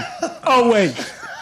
Oh, shit. Probably just put bacon in those letters. Thank you, Coach. That's your buddy Brady Quinn, okay? He knows I wrote a letter before every single Notre Dame home game. Had it in his locker. What did you say about the game where you're taking on your future brother-in-law, A.J. Hawk? Well, I said, good luck, Brady. Hopefully you play like a guy like Carlisle Holiday. I'm sure you remember him. He was a great quarterback at Notre Dame, led them to a lot of success. Of course, you know, Brady, unfortunately, they had good seasons, and they got their asses beaten every single big post-game bowl. And we all remember the LSU Sugar Bowl where Marcus Russell or whatever the hell his name was, he threw it all over the football field. And then AJ and the Ohio State Buckeyes beat the shit out of Notre Dame in the Fiesta Bowl. Did you see the documentary about Manti Te'o? Seems like a really good guy that the world you know what? really was rooted to. Manti's a sweet kid, okay? And I'm sick and tired of everybody shitting on him and making him feel like he wasn't a sweet kid, because he was such a sweet kid. Everything that you want out of a student athlete at Notre Dame. He wasn't Catholic, which I don't love, but he's a sweet kid, and he really got misrepresented in that. I still feel bad for Manti. Did you write him a letter when all that shit came up? Once again, I couldn't write him a letter because he's not Catholic. If he was Catholic, I would have, but he's Mormon, and I don't know about his his religion as much as I do about the Catholic religion, touchdown Jesus, all that kind of stuff. But no, I feel bad because Manti was such a good player. He's the highest rated linebacker recruit Notre Dame ever had, and look at him now. He's just a sad oos on a beach down in Hawaii. Did you say sad ooze? Oh my God, Coach Holtz, I did not know you had ooze in the repertoire. Yeah, of course. How do you think I recruited? We got some bad ooses in my time at Notre Dame. Offensive, defensive line. I stole a couple of them from SC and BYU and all those places. Jesus. Man. I'll tell you, I did not expect that today. The Pat McAfee Show. There'll be no rules for our guests, for us, for the things we can talk about. Yes, Speaking his mind. I've never had a problem expressing my opinions or my thoughts or anything like that. While being relatable. I haven't had that manufactured fake-ass celebrity that a lot of people have whenever they go on those big networks. I've had a chance to really build my crew, build my following, build my audience. And ridiculous. What am I supposed to do? So I'm supposed to look at something that I can definitely afford and say, nah. Is that what I'm supposed to do? The Pat McAfee Show starts in 3, 2, 1. Hello, beautiful people. Welcome back for hour 2 on this. Oh, shit. There's NFL football this week, and college football week 1 was electrifying. Tuesday, September 6, 2022. Let's start it now. Football is here, and we are thankful for it, as is the Talk to Table at Ty Schmidt at Boston Connor. One half of the Hammer, Dahn. Cowboys Tone Diggs is here, and joining us live from an attic in Ohio, a man who's a college football national champion, in which he celebrated 20 years later this past weekend in Columbus, Ohio. That's right. Wow. He's a Super Bowl champion. He's the all-time leading tackler for the Green Bay Packers. He's a Ryder Cup champion, a COVID survivor. Ladies and gentlemen, AJ Hall. Hey! AJ, how you doing, pal? Good. How you guys doing? Good. How was the weekend? Did you guys get all boozed up and live like the glory days whenever you guys were running around Columbus as just a bunch of broke college football players breaking records, winning national championships, letting the refs give you a damn title? Mm-hmm. That's exactly how it worked out. Yeah, you know what? Honestly, it was sweet. It was awesome. I was a freshman that year, 2002 national championship, so I saw a lot of guys that were juniors and seniors when I played, and some of them I hadn't seen in a long time. Yeah, man, like when you see old teammates, my daughter even made a comment. We took them to this brunch Saturday. We got to see a lot of people and their kids. She's like, Dad, every single guy you see, you're like dapping them up and you're hugging, and all you do is just hit each other the whole time, and all you're hitting them and pounding their chest and their back. I'm like, yeah, I guess that's what we do, man. I haven't seen these guys in a while. It's good to see them. It's nice to pick up right where you left off, too. You know, it feels like that always happens in these types of events. This is the whole squad. I believe this is Friday night. Where was this, AJ? They had a thing Friday night where they had like Coach Tressel and some of the seniors on stage, and then we got to hang out and see each other. And we went to a little place after this, but this wasn't everybody. I mean, everybody kind of came to the game Saturday. Hey, AJ, you're standing next to a legend. Yeah. I don't know who the sunglass mustache. Quinn Pitcock, he's the man. Beast. Lives in Indy about 5 minutes from you. Oh, Quinn. Hey, thanks for showing up with that mustache. Yeah. Weapon. Whole squad was there. We got to see some of them, not you, on College Game Day. Yeah, what the hell? What happened, AJ? Did you just say, nah, I ain't doing it? No, they had Maurice Claret and then the guys that were like upperclassmen on that team. I shouldn't have been up there. AJ, why not? Freaking hawk, dude. And I was a freshman. Jack Harlow already had the stage, man. You got to give him his space. All right. Yeah, true. Hey, he powered through, didn't he? Jack Harlow powered through that entire thing. He crushed it. They displayed a trophy or art thing on College Game Day. I didn't know you guys had so many teammates pass away. That was like a massive part of the whole thing. It felt like, Jim Tressel with Maurice Claret. That was awesome to see them back together. But that team, I think, are you guys going to hang out more now? Is that the old classic when you get a reunion? We need to do this more often. Was that a conversation, I assume? Yeah, I think so. I think it really set in for a lot of guys. You realize that we actually are old, and we've had 4 guys die from this team. So yeah, it's I don't know. I hope we find a way. I hope some of them see this and realize how awesome I thought the weekend was and how cool it was to see those guys. I think they felt like seemed like a pretty successful weekend for everyone. I'm happy for you. Ohio State obviously gets the win, but it wasn't pretty early. No, it wasn't. Hey, it was a grinder a little bit. I actually sent a text to him. I said, hey, Go tell fucking LeBron James. Yeah. We need a little different mojo out of there. I don't like that your name or General Bob Carpenter wasn't listed on the stars at the game thing either. There was some F-list motherfuckers on that list. Yeah. You were not. Kind of a shot at this show. A little bit. Kind of a shot at this show. I did not like that. As I was reading it, I'm like, they're going to put an A.J. Hawk's fucking name in this thing? Kidding me? Get the hell that out. about? They're standing on A.J. Hawk's field at Uncle Wexy Stadium. Yeah. I mean, this is Uncle Wexy Stadium, A.J. Hawk's field. Bob They're all Carpenter. standing on there. General Bob That's Carpenter weird. actually built the Yeah. fucking uprights for the game. Save the team. And they're not even saying, I didn't like that at all, AJ. But what was the vibe like? Second half, much different squad. I assume that you guys just knew that was going to come, but started out a little bit rocky. I was wondering if the new NIL deals are ruining CJ.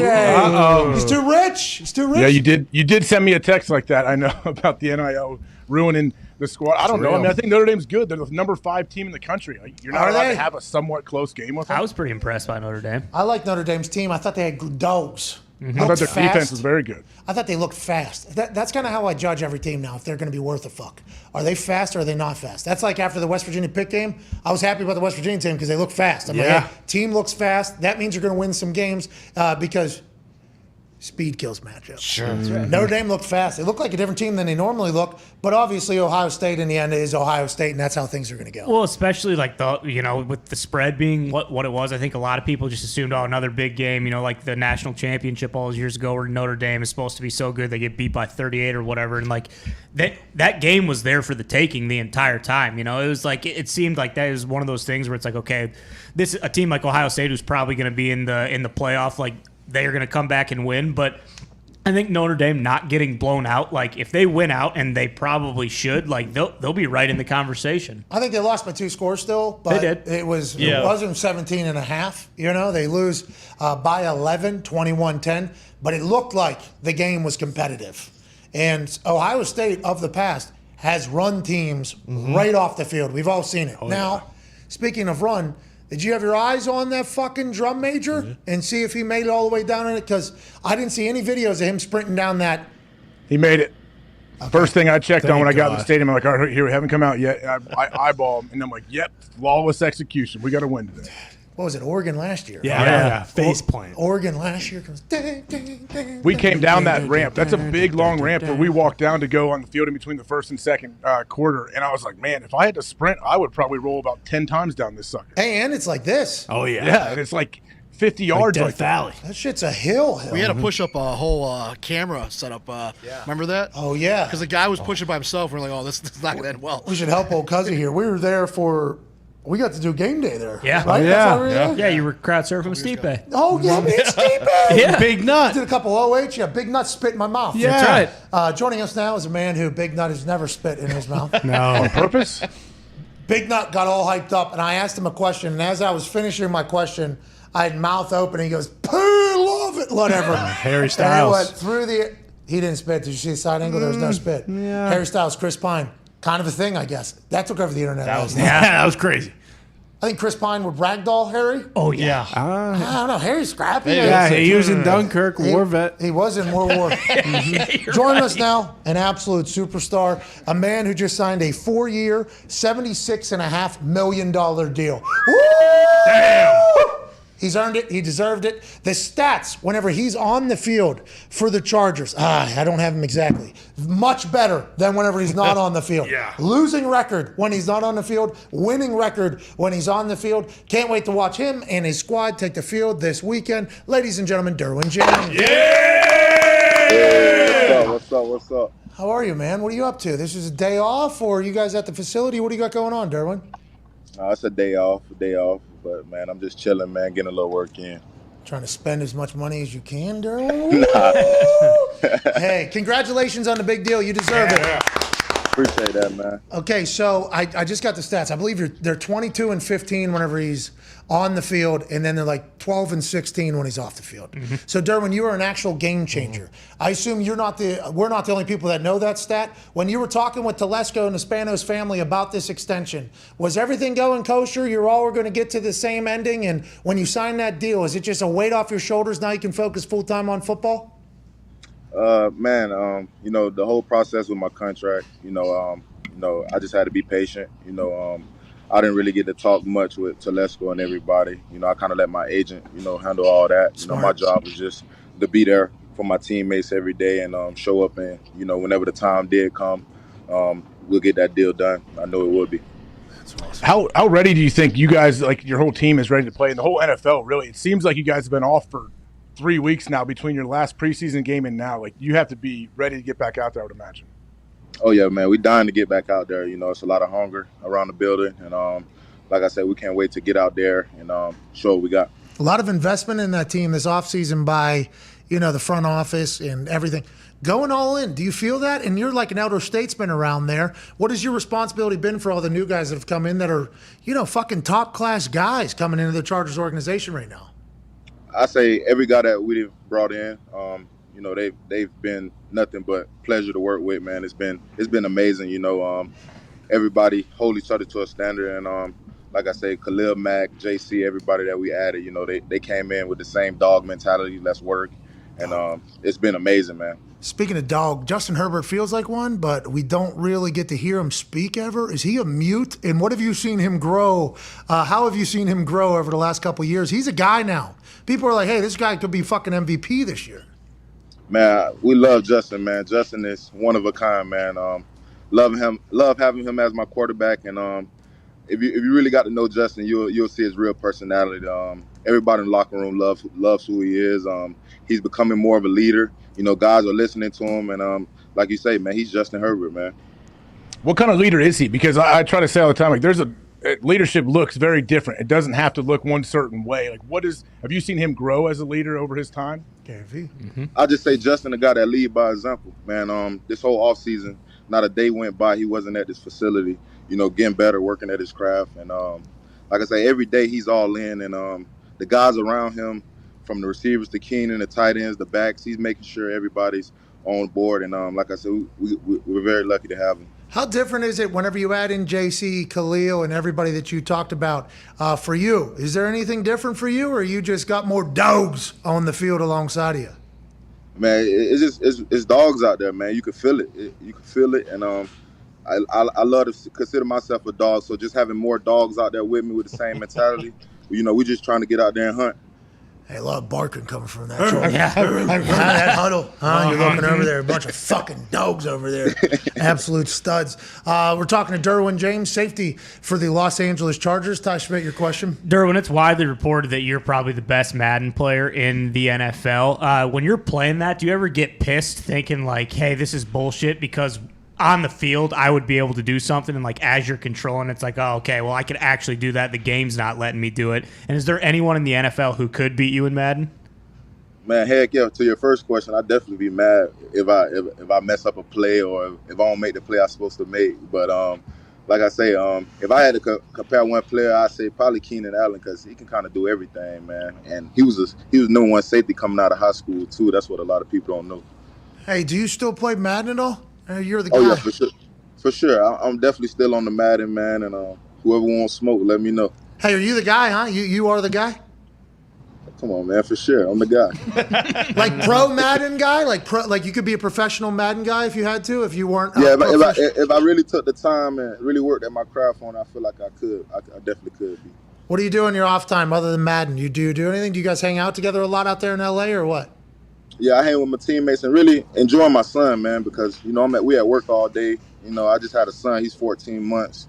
Derwin James the third. Hey! Man, really getting that dad-son time, with my son and my girlfriend, just spending more time with them, when I'm away from the building and stuff. That changed the way you view life at all or anything? Man, heck yeah. Having a son changes you a lot, man.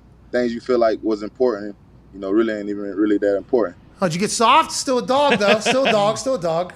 Nah, we big dog. Nah, come on. You guys have, when you look at your defense, like the names you have, it's going to be scary for every offense. I wanted to ask you specifically about Asante Samuel Jr. I think he is very underrated and how good of I know he missed a little bit of time, but how good that guy was his rookie year. How good can he be? Man, the sky's the limit for that guy. Asante, I tell him every day, man, you represent garnet and gold first and foremost. I know what school you come from, and I just love the way he made up. Like he come out with the right mindset every day. If somebody catch a ball on him, he pissed. Like even in practice, like it's just he got all the right mindsets to be great, and I just feel like a lot of people gonna really get to see that this year in year 2 with him.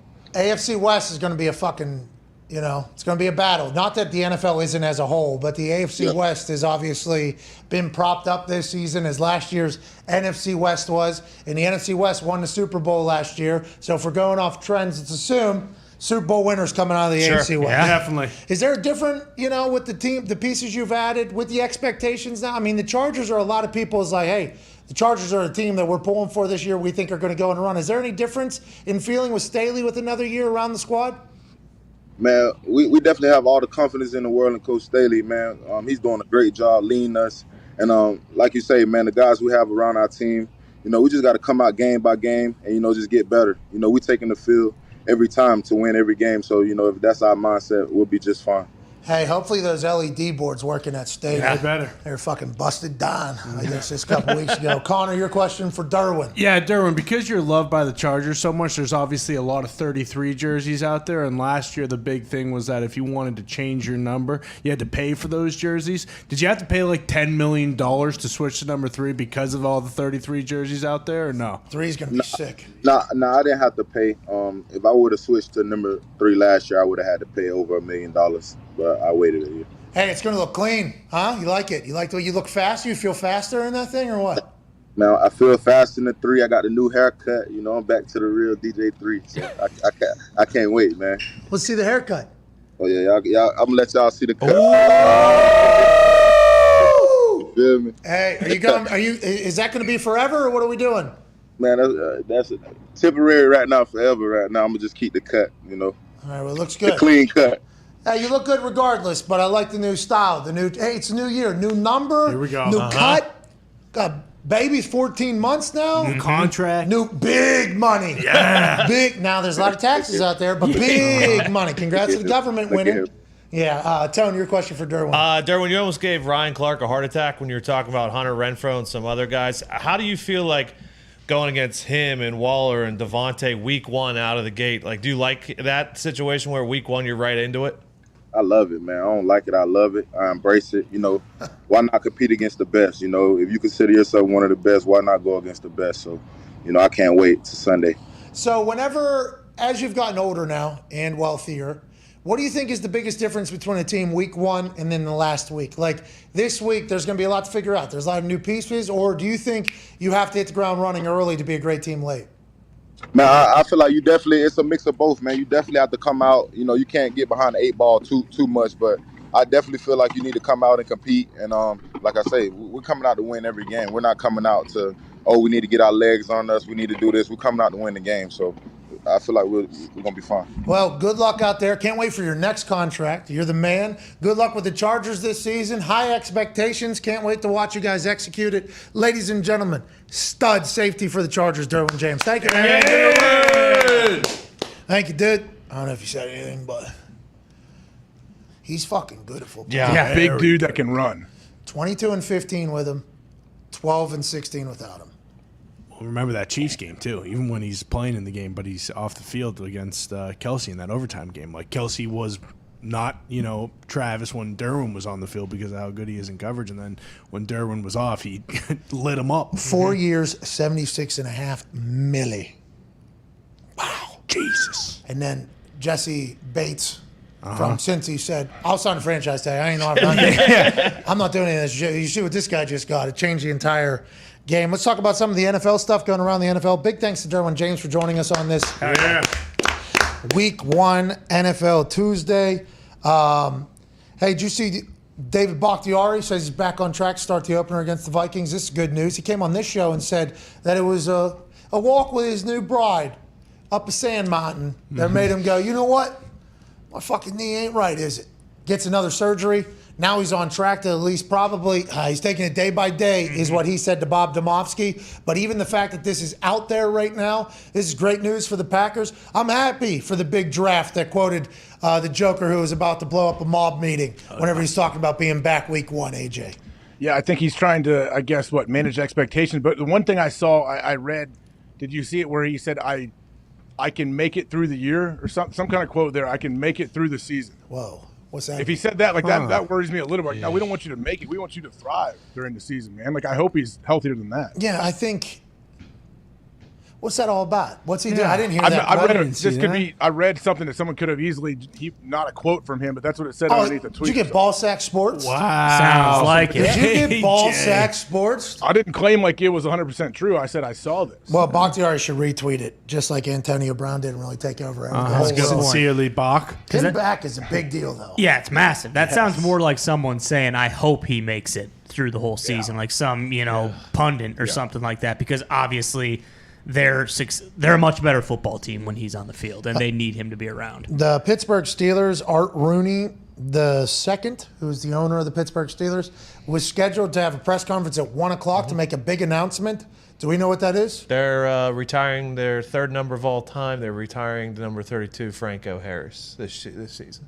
Wow. Okay, no better day than today. That's huge. 50th anniversary of the Immaculate Receptions this year, so they're going to celebrate and do it on that day. All right, Franco. Nice. Franco.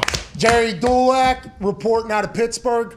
The Steelers will celebrate the 50th anniversary of the Immaculate Reception, which is in the airport of Pittsburgh International at their December 24th, Christmas Eve, against the Raiders by retiring Franco Harris's number 32 jersey. He is only the third Steelers player to have his number retired.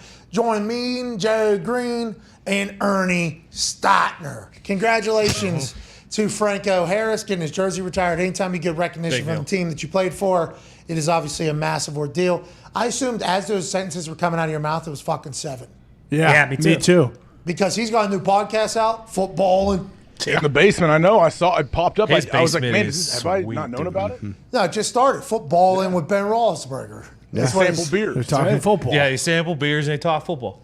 Hell yeah. I didn't know he was going to be hossing beers while he was doing Well, this. actually, they poured into this little sample cup. It's actually pretty funny to watch him drink because it's very small, and he's Big Ben. Oh, they're doing Is that just his buddy who co-hosted it? Big Ben. I don't know. Big hands. I don't know who that guy is.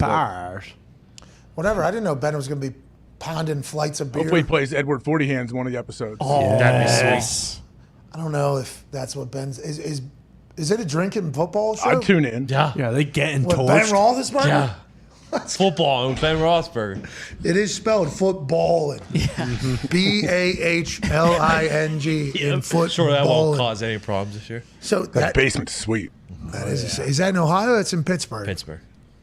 With all his game balls back. He said he and this guy have been doing this for 2 or 3 years just without the mics, so why not put mics on? I was like, oh, so this has got to be Pittsburgh. Genius. It is. Me and you've been having convos for years. One of our good friends did his basement. That's a bonjour? I had no idea. By the way, obviously. Really? I mean, obviously, yeah. That's a nice basement. Yeah. That's going to be quality wood. That's gonna be, Looks like it. That's going to be quality wood those paisans put in there. Looks good. Now it's time for them to put on a show. Yeah. Now it's time for the backdrop to be great. Okay, so that was the big announcement. Happy we did that.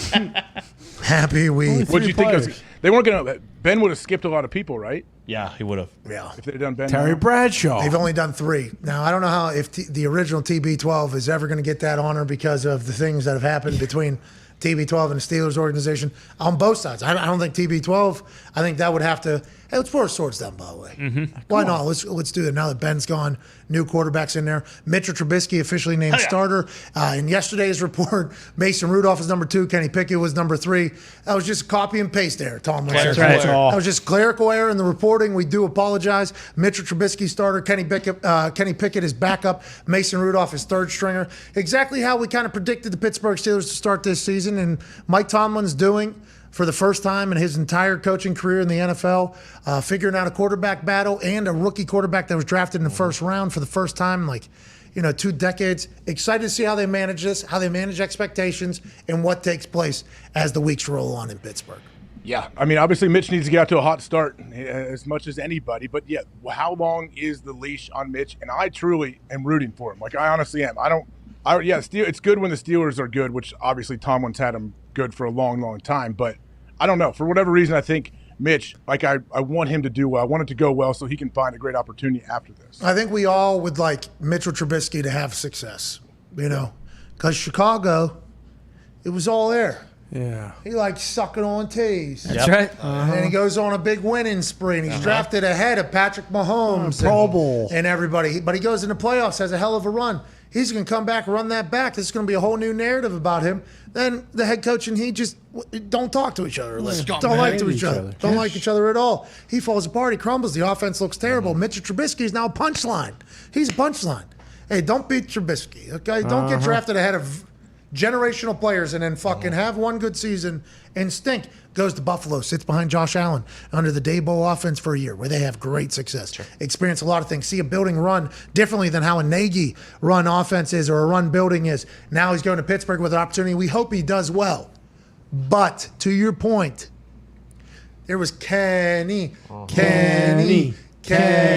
chance in the fourth quarter of a preseason football game that did not matter at all, with Kenny Pickett being the University of Pittsburgh quarterback for 10 years, then get the first quarterback drafted in the first round in forever, and he's beloved and has had success. That I don't think that's going to be a long leash. Now, there was a time when Mason Rudolph was announced as number 2 over Kenny Pickett, and the world went crazy. This is how Mike Tomlin described that situation and how they ended up with Mason at 2, Kenny Pickett at 3.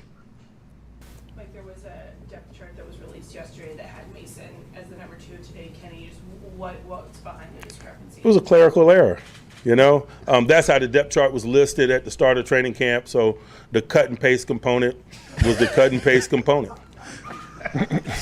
I know you were hoping for a little bit more colorful explanation, but it is what it is. That's what happened. The cut and paste component. Fucking problem. That's right. Great answer. It is an incredible answer. Component. Hey, that's how it was at the beginning. And some lazy fuck. Yeah, they change it. Double check it. Hey, what do I need to do? Let me just copy and paste this thing. What a fucking magical moment. What type of operation they run over there in Pittsburgh? Yeah, that's interesting. Well, Caboli's in charge of the depth chart, so doing the copy and paste of the depth chart. It's Mark Caboli? Yeah. Mark Caboli decided he's been on Mason's side. Has been. This whole time. Had a sandwich in his pocket and some hate in his heart. Yeah. Said, I'm going to stir some shit.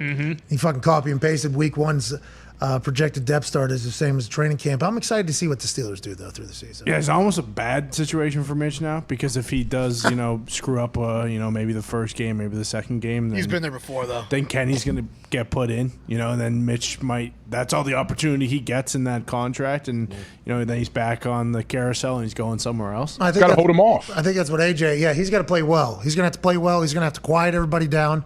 I think he's excited for it. Matt Canada will hopefully take advantage of his offensive style a little bit more, get him moving, because I guess, when Mitchell had success, he was he's super athletic. Top 3 QBR. Moving around. He was leaving the pocket, and then all of a sudden the next year Nagy came back and was like, hey, everything you're good at? Yeah, we're not doing. That's awesome. So to AJ's point, just like you're mentioning, if he has success for however many weeks, they have a plan, I assume, to bring Kenny in whenever it's going to be. If he has success, that is great for his next opportunity. Or, maybe Kenny rides behind him like Trey Lance did for Jimmy G. Yeah. And, maybe they just invert, just like, because they're best friends, allegedly, like Trey Lance and Jimmy G. There are now reports, though, out of that San Francisco 49ers situation, that Trey Lance was annoyed by the Jimmy G contract restructuring and bringing him back. That's right. Everything was kumbaya. And whenever Shanahan was asked about how Trey Lance felt about Jimmy G, Trey Lance said, hey, man, that's awesome, man. Hey, Jimmy was awesome for me, man. I plan on doing the same for him, man. That's awesome, is how Shanahan said it. Trey Lance spoke into a microphone, said he loves Jimmy. Can't wait for it. Jimmy spoke into it, said, yeah, this is weird. This is very weird. Did not expect this to happen. Said my goodbyes, but I love Trey. We've always had a great relationship. Albert Breer now of Monday Morning Quarterback. That's right. Via Sports Illustrated is reporting that Trey Lance's initial response was that he was annoyed. AJ. Whoa. Do we know any follow-up from Trey Lance? Has he responded to this? Albert Breer writing in his Monday Morning Quarterback. So as we said in the mailbag last week, this is no way ideal, but I understand why the Niners would do it. There's too much on the line with the roster to worry about hurt feelings, and while I'd heard the news was, as you'd expected, a little complicated for Lance to take it first. He's smart, mature kid who I believe can handle it. Truth is, if he couldn't, you might have bigger questions. There was another quote, I think, before this one that we had to get to. This is how the whole thing wrapped up. That was Albert Breer's opinion of, hey, if he wasn't okay with it, maybe they need a new guy. Nah, I don't think that's the case. But it is, that's going to have to be a situation that's going to have to be massaged. Yeah. You know what I mean? It's going to have to be massaged. And we'll get quotes and shit that we say on this show taken out of context and run through the San Francisco 49ers faithful. We hope Trey Lance is very fucking good. We've said that literally from jump, that we hope he is good. But if he is not, natural human reaction, fan base, coaches, players, and Aaron said, no, everybody loves everybody. Okay, Aaron, you've been Aaron Rodgers the entire fucking time. Yeah. There was people on that team when Brett was on the team. I assume this guy who was like, hey, this fucking hippie guy out of California is unbelievable. We need to play it. That'll happen. And I think what Albert Breer is referring to is that Trey Lance immediately wasn't like, oh, great news, which is natural to happen as well, I think, AJ.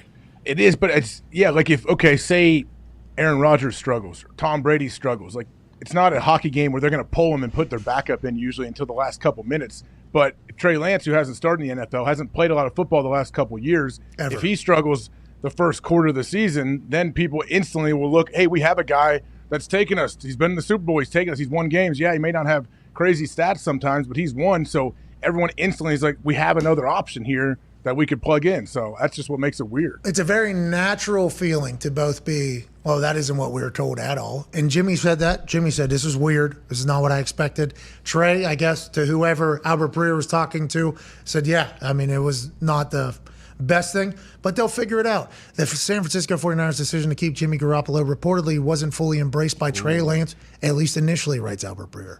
Per Sports Illustrated's Albert Breer, Lance was a little annoyed in the immediate aftermath of Garoppolo signing a restructured deal to stay with the team. After the 49ers lost to the Los Angeles Rams in the NFC Championship game in January, the expectation was Garoppolo would be traded at some point during the offseason. He even gave a farewell address to 49ers fans during his end-of-season press conference on February 1st. Faithful, thank you very much for everything. It's been crazy, man. Just all the comebacks and Levi's, comebacks on the road, ups and downs. It's been a hell of a ride, guys. I love you guys. See ya. We have referred to said press conference numerous times through this all. I don't know if this is an unprecedented situation, but I'm excited to see how Shanahan and Lynch handle it all. Tom Brady was speaking on the Let's Go podcast with Jim Gray, Sirius XM, every single Monday, alongside Larry Fitzgerald, who got top billing on the photo of the podcast. Larry Fitzgerald, Tom Brady, Jim Gray. Sure. Jim Gray is just the point guard of the conversation. He's there to maneuver through a great podcast. Last year, we didn't get enough quotes because Boston Connor and the boys refused to listen to the entire thing and get quotes. This year, episode 1, before the season even starts here, we're already getting a quote out of Tom Brady, maybe alluding to a little bit of what life is like at home right now, AJ, and maybe talking about life as a 45-year-old man still in the NFL. But do you notice a difference? Is there a difference now? And if so, how would you describe it? Yeah, I think there's a good difference. I think for all of us, as you get older, life changes quite a bit. I think there's different responsibilities that take form in your life.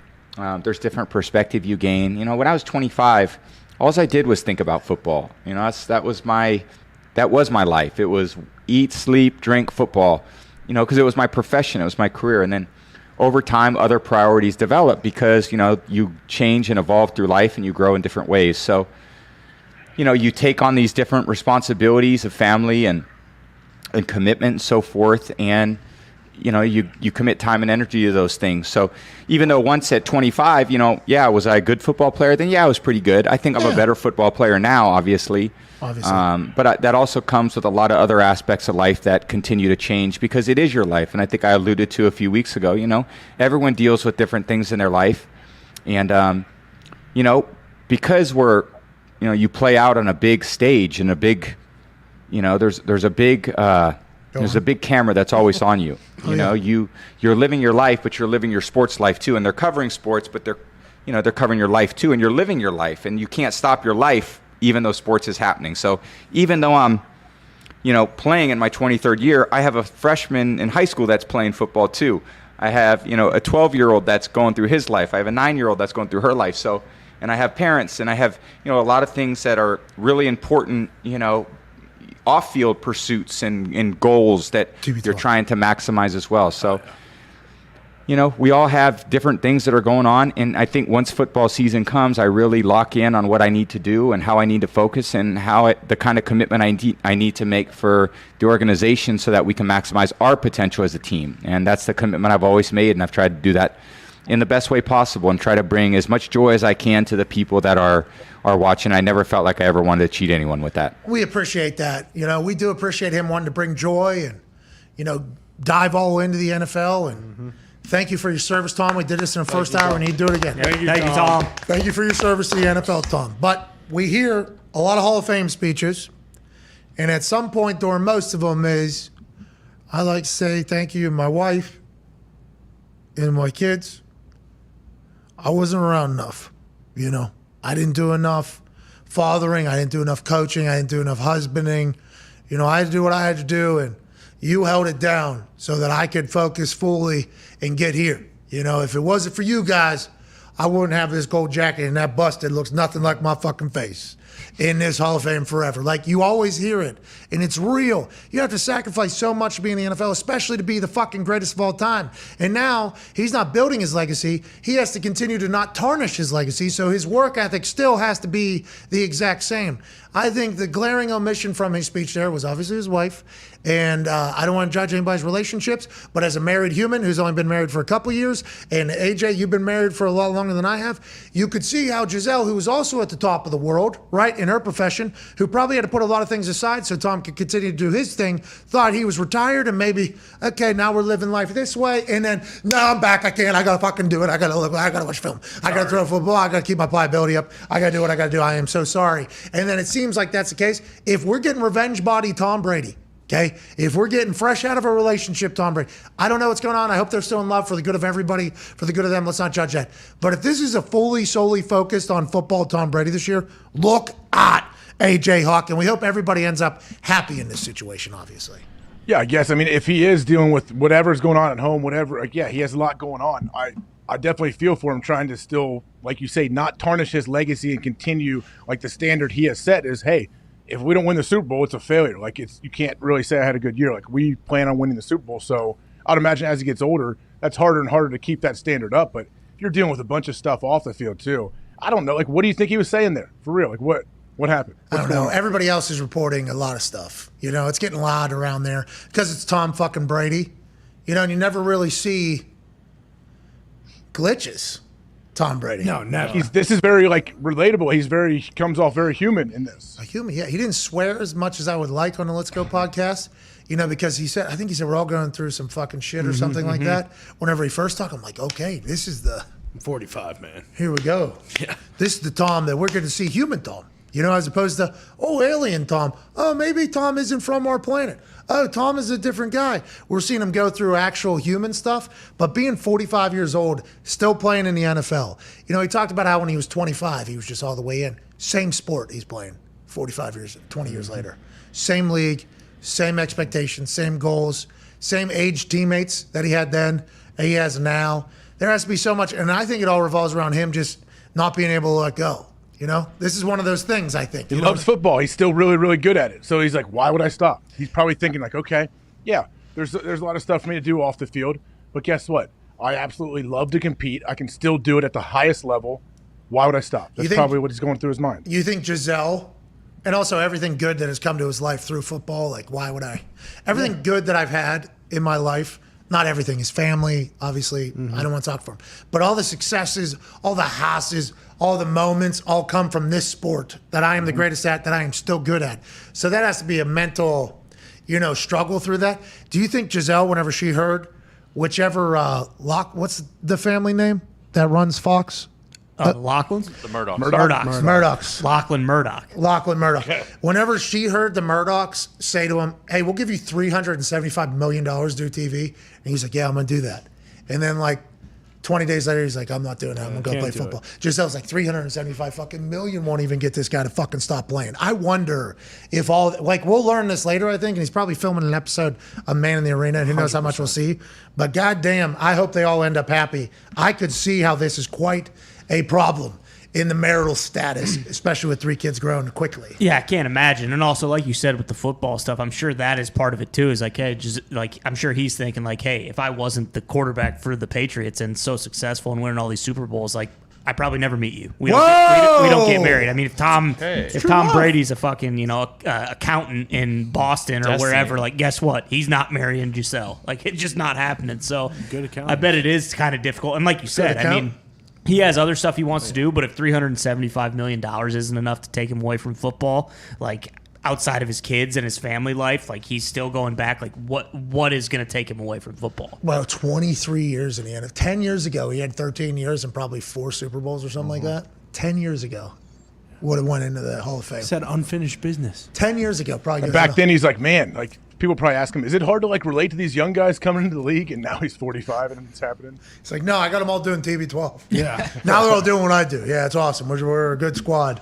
The family doesn't love it, but we're just continuing to do what we got to do. And from the documentaries, like you mentioned, like, he only knows one way to do it, and that's the real problem. In. Like, yeah, he can't do this 70%, 80%. And granted, I'm not saying like he could not do that and still be very successful. He would, but just the way he is, it feels like he can only do it, or he's watching film when he's not at the facility, and when he's at the facility, he's game planning for the next game. Like, he's just wired so competitively that's probably why there's a little bit of a strain, because they know for these next 6 months they're really not going to see him. Pick 199 is a real thing. That's hey, I got to make the team. This is how I got to do it. This is how I have success. I watched Robert Mathis towards the tail end of his career. I was lucky to be there for, and he hit every practice as if it was fucking every period, every practice was like rookie practice, I think. And I'll never forget being like, what are you doing? Because I saw other guys taking shit off, and he's like, well, if I don't do that, I feel like I can't play or whatever. Like, I feel like if I don't do all that, I won't be ready to play. I'll have doubts or whatever. So I would assume Tom, I'm not saying that Robert Mathis, he'll be in a conversation of one of the greatest. I think he has all-time leading strip sacks in the history of the game or whatever, which is a game changer. But, like, I assume that is something that Tom has too. Like, if I don't do all of this, I feel like I won't be prepared on Sunday. So then there's no reason to do it, And if you've seen the same commitment if you're a family member seeing that, it's like, oh, we signed up for this again. Yeah. We signed up for this again. Do you know players? I know a lot of players that their wives or spouses go the other way, and they want them to continue playing, and they don't want to play. And they're done. The wife's like, no. What are you talking about? What are you going to do on Sundays? We bring the kids. We do all this. I've seen multiple situations where that happens. No. You're away all the time. Remember, you're away all the time. We get these big checks. We have a good time. Everybody loves everybody. Hey, well, my body feels it. Well, the body can go one more year, can't it? We got to transition. That's wild. I've not seen that, I don't think. I was surprised to see it. It happened multiple times, though, yeah. So I was even fooled at first until I learned, oh, wow, never mind. Okay. There we go. She's pushing them back in. So your immediate question is, oh, this lady does not love you.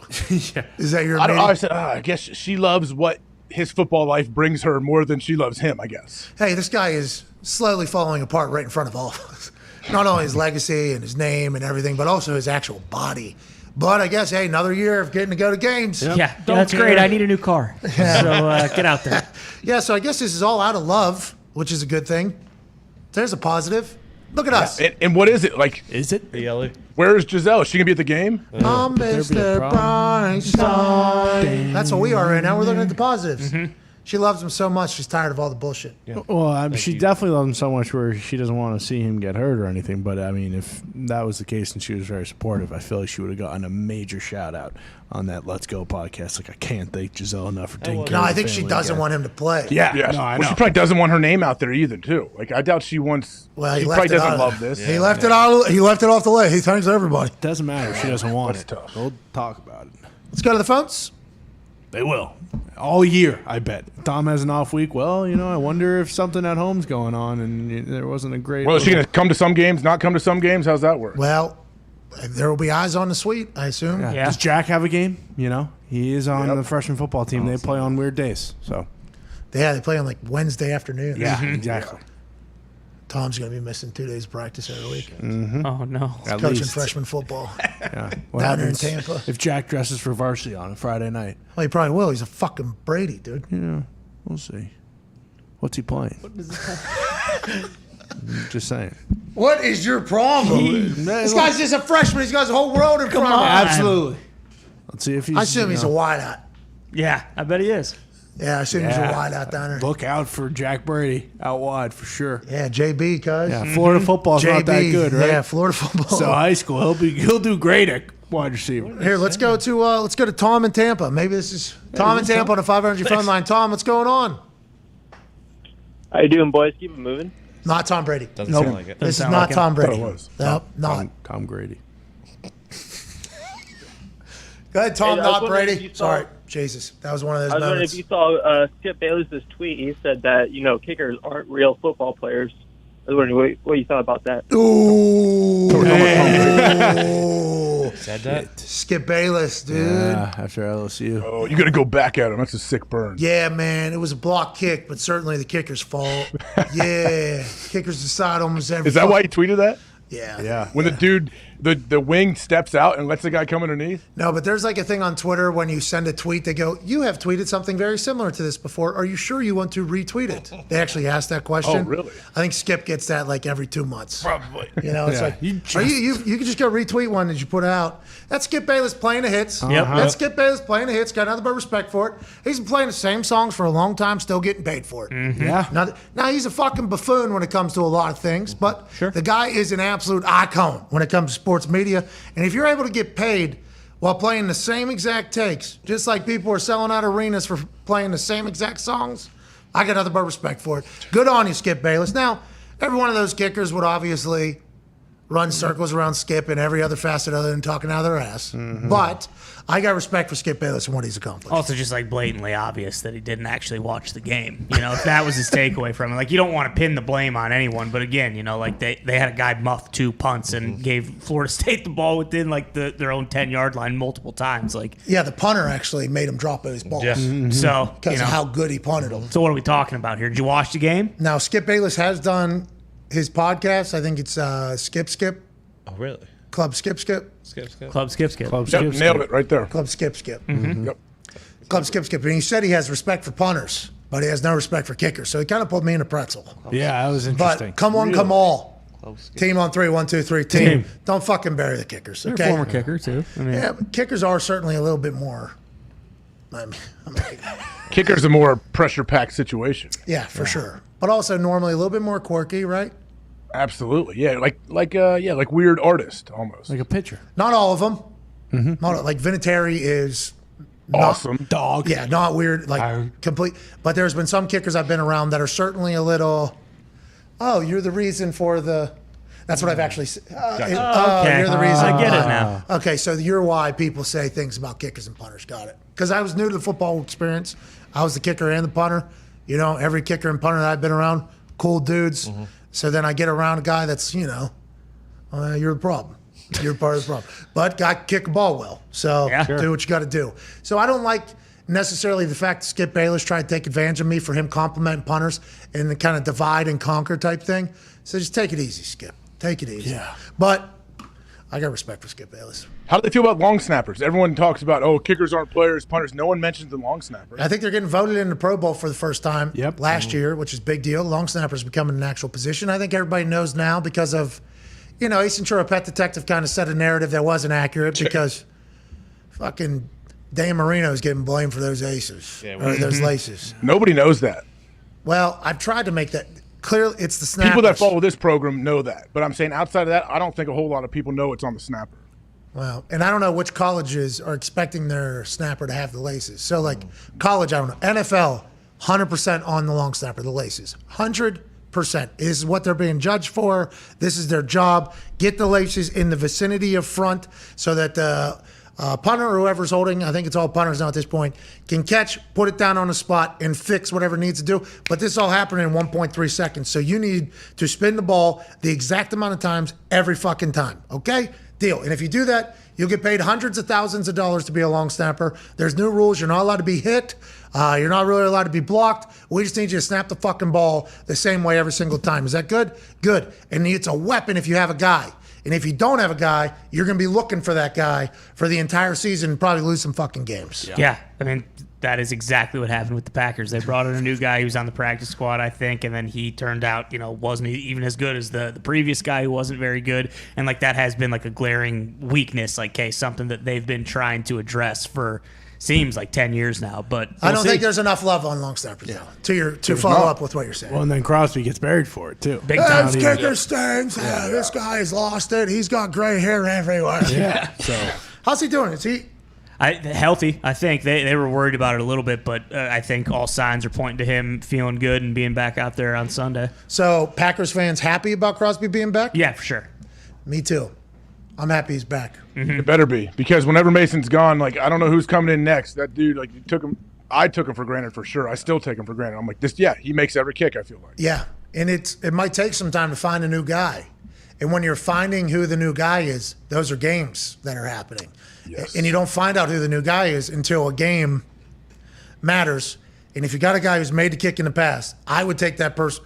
Well, we also are, if we're GMs, we're taking all the OGs. Yeah, exactly. That. But in a kicking position, definitely would like to know that a guy's made a kick before. Even if he's in a little bit of a drought, it's like, I got faith this fucker will figure it out. You have no idea about any of the new guys. Well, no clue. That's what you always talk about it. Like, I think as Packers fans for sure, and probably some other teams, like, you just take it for granted. It's like, okay, well, he's going to be, like, what if we get into a situation where it's like, you have 4 different kickers over the span of a season because a guy plays good and then has a bad game, and then you bring in a new guy and he plays good one game and has 2 bad games. Like, Crosby's consistent. He's back there. Yeah, he's had his kind of bumps sometimes, but like as overall, it's just he's back there and you can kind of rest your head on that, which is nice. I think there was a 60 Minutes Justin Tucker was on the other day. Really?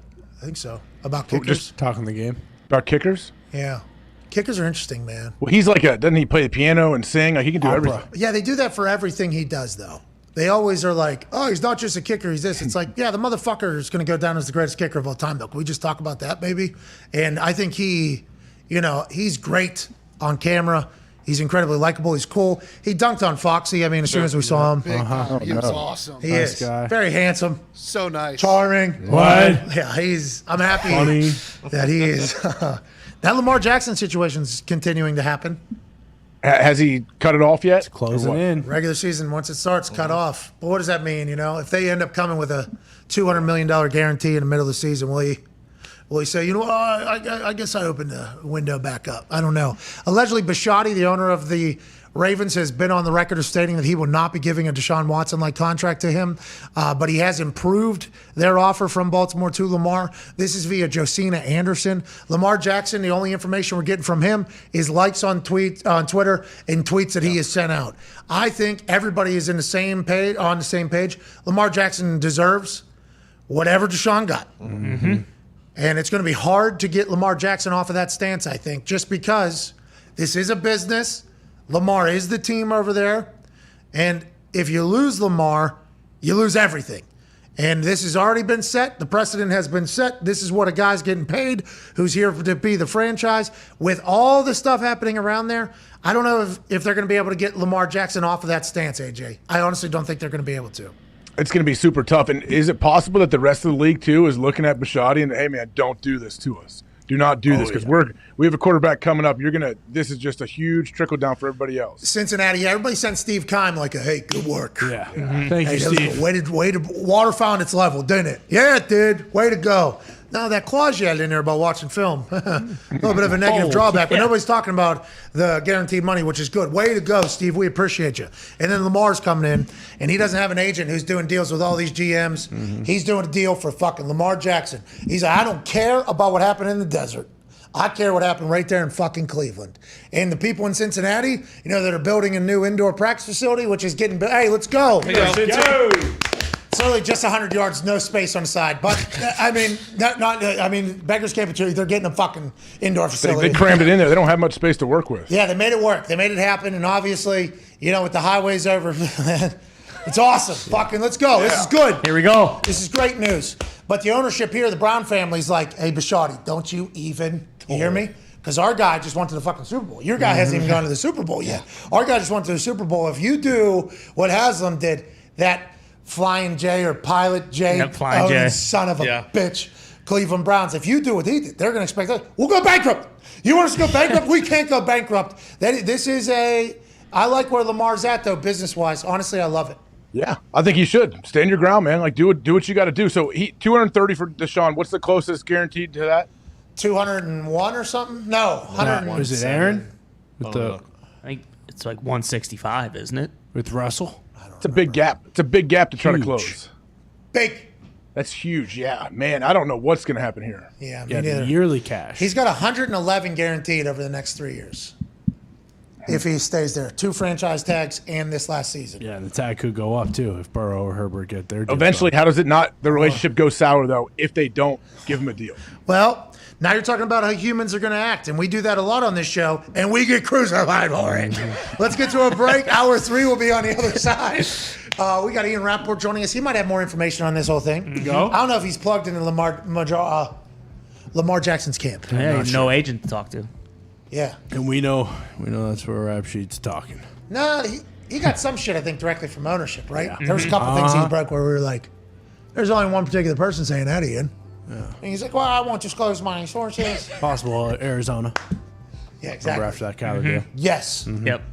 Well, they tried to do. Who's telling you they? Well, what's going? Yeah. It seems like you're kind of talking for somebody right now, Ian. Yeah. Ian will be joining us in about 15 minutes. Can't wait to chat with him in this hour 3 on this NFL regular season game week. Hell yeah. Tuesday, September 6th. We'll take more calls on the 5 Energy phone line. We had Tom, not Brady, in Tampa. Yeah. Can't wait to chat with you. We'll see you. Need 5? Hey, we need 5.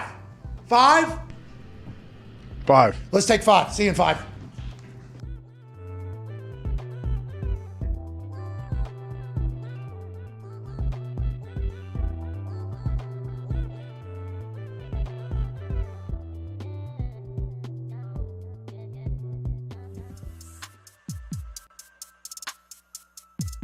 Bill Belichick said preseason is preseason. I mean, this is classic Bill Belichick at its finest. You never know what he's thinking, but you also know everything he's thinking. He's thinking, like, stop asking me these fucking questions because I am not going to give you anything you're looking for. How do you take that quote, though? Preseason is preseason. What do you think that Jedi mind trick is meaning in that? Going back to my Michigan State roots and the reference there, Tom Izzo, he puts guys in situations early in the year to know what he has when it comes nut cutting time. He strategically goes out and plays Kentucky and Kansas and all these really hard schools. He wants to put guys' hand in the fire, and he wants to see if you're gonna do this, or if you're just gonna jump in, right? The guys that jump in, they're making the team, especially in New England. I mean, it's like, yeah, they make you look over your shoulder constantly. Yeah, like you're just kind of looking around like, anybody could be cut at any point in time, and it might not make any sense whatsoever. I was 4-0 in the preseason when I was in Detroit. 0-16 when it counted. Preseason records don't matter, even though fans don't like hearing that. Are you putting good tape on the film right now? Because that's what you care about. You're not going to make this team. Give us a reason to keep you, is what Bill Belichick is saying with that. He said, preseason, we are evaluating talent. One of our favorite coaches, Bruce Arians, every training camp he'd always say, hey, listen, it's about me right now. Yeah. This is about me. It's about me. Classic BA. I'm going to get me a job. Hey, listen, we'll be the Arizona Cardinals. We'll be the Tampa Bay Bucks. We'll be the Indianapolis Colts, right? In September when we cut down to 53. Then we become a team. Then it becomes about us, right? Ladies and gentlemen, the head coach of the Pittsburgh Steelers, Coach Mike Tomlin. Oh, man, Pat, it's an honor to be on with you, man. Thanks for having me. You're a legend. Thank you for putting me through my workout and having the scouts actually come watch me kick at West Virginia. I don't think I've ever fully thanked you for that moment, Coach. No, man, I've drank the McAfee Kool-Aid for a long time. Let's get right into it. The locker room culture changed completely when I was in the league, from when I was a rookie to when I was done, and I retired after the 2016 season. Now it's even more different, I would assume, from when you came into Pittsburgh and everything like that. The dancing on the logo, the TikTok, everything like that you guys have had to experience. What is your messaging in there? How do you adapt and let players be themselves without, doing too much? Because that is a fine balance that you've been able to do, I think, in an incredible job with throughout your entire time in Pittsburgh. I think for me, more than anything, I try to stay connected. Just getting a sense of where these guys are coming from, what's in vogue for their generation, what captures their attention, how do they learn, how do they communicate, how do they interact with each other formally and informally. And I think being a parent kind of helps me. My boys are 19 and 20, so it's not much difference between them and some of the younger guys that I deal with here. And so for me, it's just about gaining an understanding, working to stay connected. That's my general attitude, man. It's adapt or die for me. And I don't want to be one of them old crusty guys, man, that just refuses to adapt. Although I am one of those old crusty guys now. Yeah, you are old as shit now. You know what I mean? I mean, you've been around a long time. I remember back in the day, whenever you showed up, there was a lot more, to the camera. There was a lot more. Yeah. There was a lot of that. Now you're just old ass man now, huh? You know how it is. Years in this business will scar you, man. It'll settle you down. That is classic. One of my favorite moments with you is when you would tell me every warm-up, I'm going to get you back to Pittsburgh when you're old and cheap. What's that mean? What did that mean? And should that have been taken as a smack in the mouth, like whenever you said that to me? No, man, it was a tip of the cap, man. There's certain guys around this league that I'm really interested in, but I know I cannot afford. And you were one of them, so I was going to wait for you to physically deteriorate a little bit until you came back into my wheelhouse. Yinzers are going to go bananas in Heinz Field this weekend. First time it could be filled up in a long time. I can't wait to see it, and I can't wait to... Oh, mama, I'm here. Oh, my life,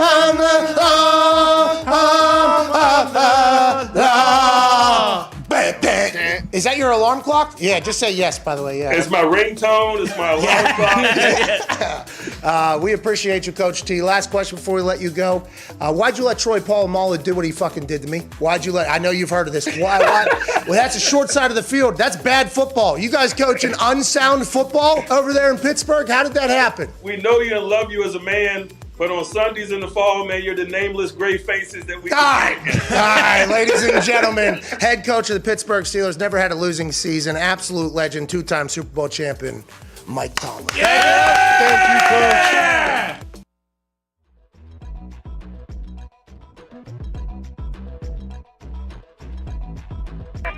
The Pat McAfee Show. There'll be no rules for our guests, for us, for the things we could talk about. Yes, speaking his mind. I've never had a problem expressing my opinions or my thoughts or anything like that. While being relatable. I haven't had that manufactured fake-ass celebrity that a lot of people have whenever they go on those big networks. I've had a chance to really build my crew, build my following, build my audience. And ridiculous. What am I supposed to do? So I'm supposed to look at something that I can definitely afford and say, nah. Is that what I'm supposed to do? The Pat McAfee Show starts in 3, 2, 1.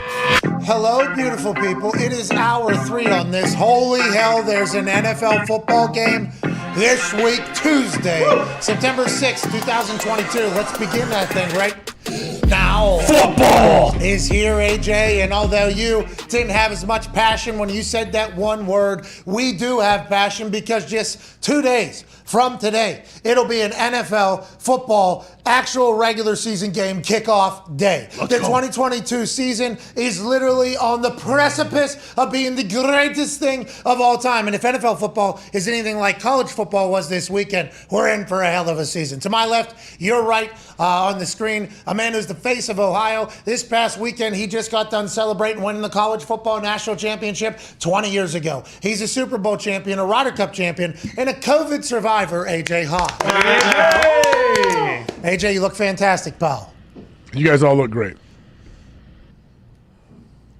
It's kind What's of up? I like to Are you peeing right now? A compliment with a compliment. Well, you got that weird lean. You peeing under your... We took 5. Did you need 5 more? No, I can't more? get my mic situated, man. My mic is all... You know how sometimes this swing arm deal is all right, but I'll figure it out. Okay, well, I appreciate you battling through adversity to give us such a good show today. The Talk Table is here at Ty Schmidt, at Boston Connor. In one half of the hammer, Dahn. Cowboys, Tone Diggs is here. Tone, what's some betting trends going into the first game here? What are we thinking about? We talked about, well, there's always a betting trend of the Super Bowl champion. They've done well straight up and against the spread. Also, home puppies have done very, very well in week 1. Also, home division puppies have done even better week 1 because a lot of people think that they're bad still, and the home division games are always a lot closer than people think. Yes, and I can't wait to see what we decide to piece together. Yeah. You know, the last time we pieced together a bet, AJ, there was like $50 million on the line with FanDuel at the Super Bowl. You know, I mean, the last time we pieced together a bet, I guess we won just like last week or something. Yeah, NFL. Boost. But I'm talking about, an NFL. An NFL whole thing. Once the 1 last yard time, short, right? Joe Burrow. Yep. He got hurt.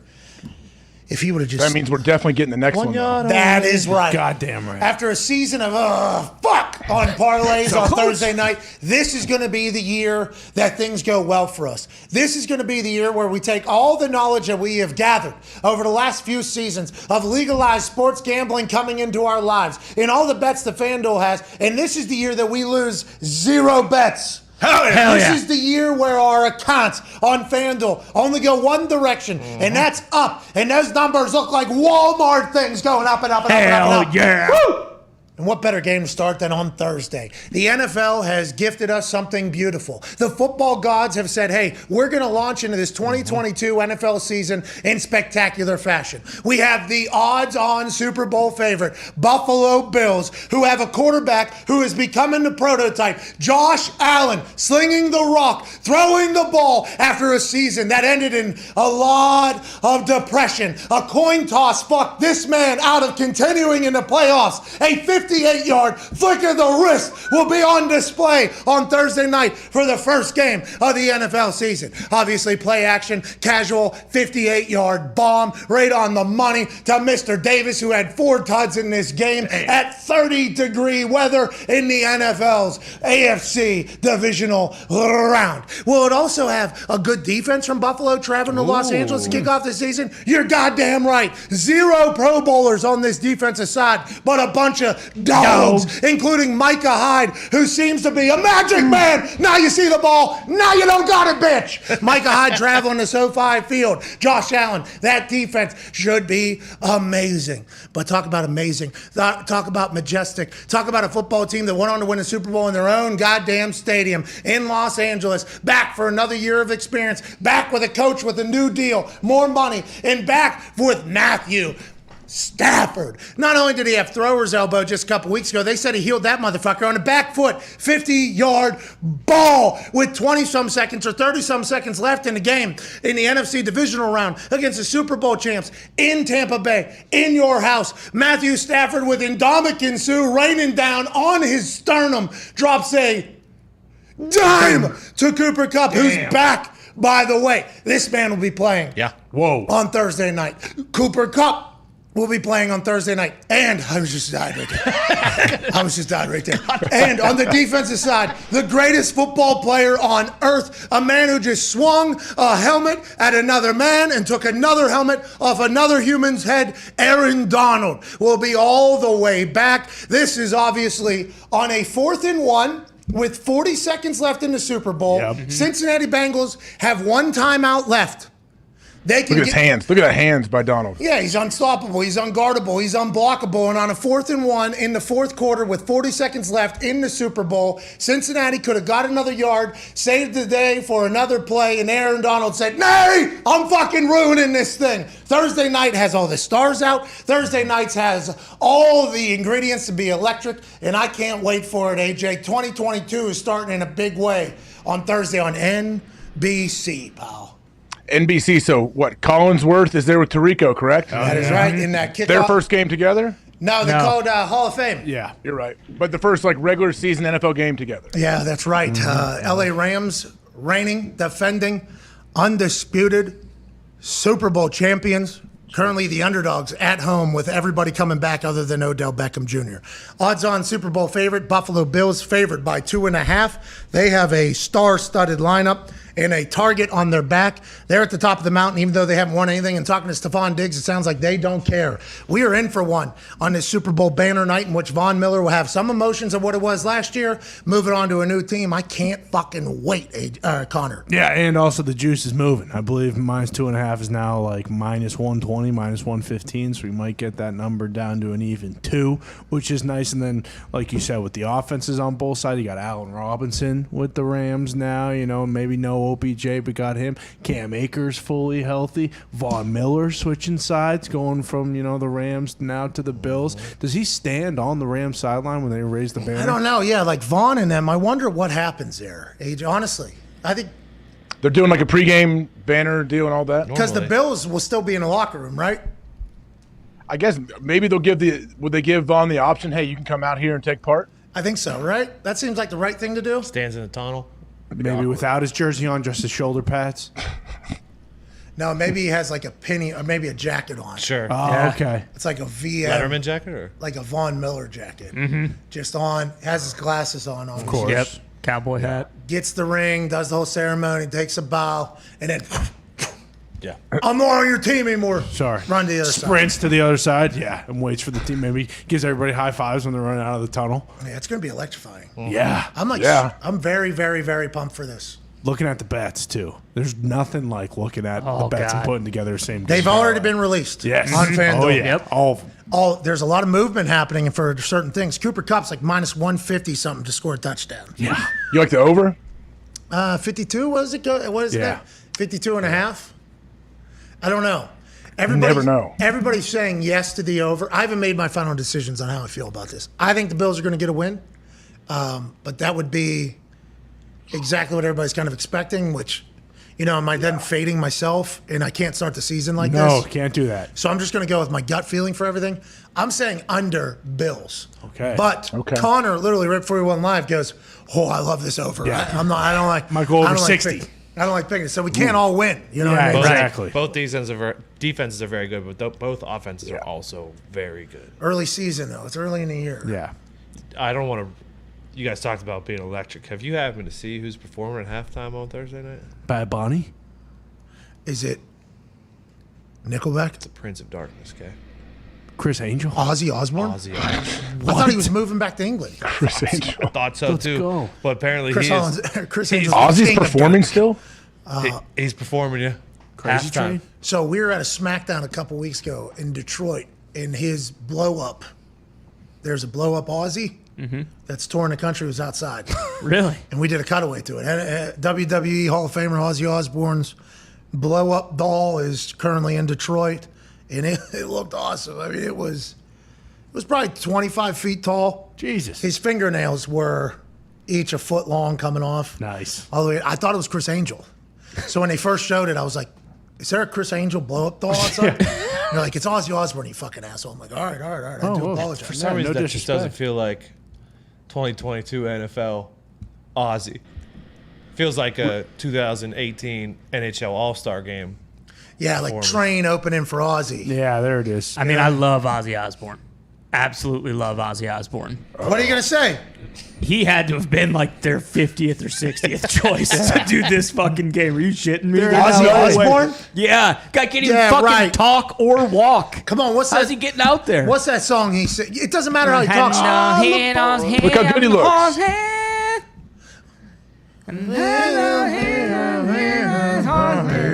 I mean, Crazy Train, obviously, but Dang, he's got nice They're teeth. in LA. Like how many He does have great teeth. superstars live out there? The So I think everybody's moved out of there. Really? That's what I think. Is yeah. The Rock doing the opening speech again, or It's a promo, and I hope so. Better. I hope he is. I hope he has that purple fit on again. He's with Aaron Donald. How about him fucking... Dude, they zoomed in fucking 200 million people just getting a drone shot. And not a single person was like, "This is weird." Everybody's like, "This is awesome." Yeah. The Rock's about to cut a promo on one side. It starts going Yeah. through the entire team. And Sean McVay's like, "Yeah, we did do that. Thank you." And then on the other, Zach Taylor's like, "I wonder what he's going to say about us." Yeah, fucking Rock. Let's go. Let's play the Super Bowl. And then he just tossed the mic and walked off. The game was delayed 6 minutes. Yeah, the kickoff and kick return teams were on the field. Yeah. He had to dodge them. He had to dodge the guys to get to the 50 like they were ready to go. They better get the fuck out of the Rock's way, dude. Yeah, Honestly, you don't want to run into him. if the Rock's cutting a promo, we don't care about what's happening at halftime. Sure. No. But it is interesting that Ozzy was selected because I thought he was moving out of the country. Thought he was dead. Ozzy Osbourne to kick off 2022 NFL season with Los Angeles Rams. When's the last time he performed? In this article here, it actually says, a direct quote from Ozzy, "I will get back on the stage if it fucking kills me." Hell yeah. He might. If he dies during the halftime, that'd be. Does he have any warm-up gigs, maybe? Guitar Hero? Damn it. They do say people that struggle speaking, you get them in a song, they're good. Yeah. Yep. King Yeah. speech. Ozzy might be, you Have know, a good background track. You know that. yeah, but he's a showman. Yeah, big time. We He's know. gonna eat an animal, eat a bat again. Joining us now is maybe a man who knows if Ozzy was the first selection or how we ended up with Ozzy Osbourne at halftime. of the Rams-Bills game with all eyes on the NFL. Shout out to Ozzy. Hey. Love you, Ozzy. Shout out. Love you, Ozzy. Thank you for your service, Ozzy, honestly. Sharon! I used to watch that. Oh, yeah. Oh, it was awesome. Those clips that come back on IG are awesome. That was like 20 years ago. He's performing First now. reality show. The first good reality show. It's what made everything go. I concur. Flavor Flav. He's Came after dating. That was a dating. But yes, anyways, that was like 45 years ago. Yeah. He's performing now. The senior NFL insider for the league and the network itself, host of the weekly wrap-up, the Rap Sheet and Friends, us being the friends, he being Rap Sheet. Ladies and gentlemen, Ian Rapoport. What's up? Hey, what are you doing, Rap? What do you got going on, pal? Ozzy Osbourne, how'd that happen? Oh, yeah, I don't know. But I will say the reality show was great. I was a fan. I know maybe he was not totally of sound mind and body at that time. Sounds like now he is, but that show was a wild ride, and I was here for all of it. Yeah, we all were. Loved every part of it. Sharon got yelled at all the time. Yep. But dog. it was only because the house was so big. Yes. You know, he just needed a little bit of help for things. Hey, Pat, I got a question. Do you like my shirt? Let me stand up. Do you like my shirt? I mean...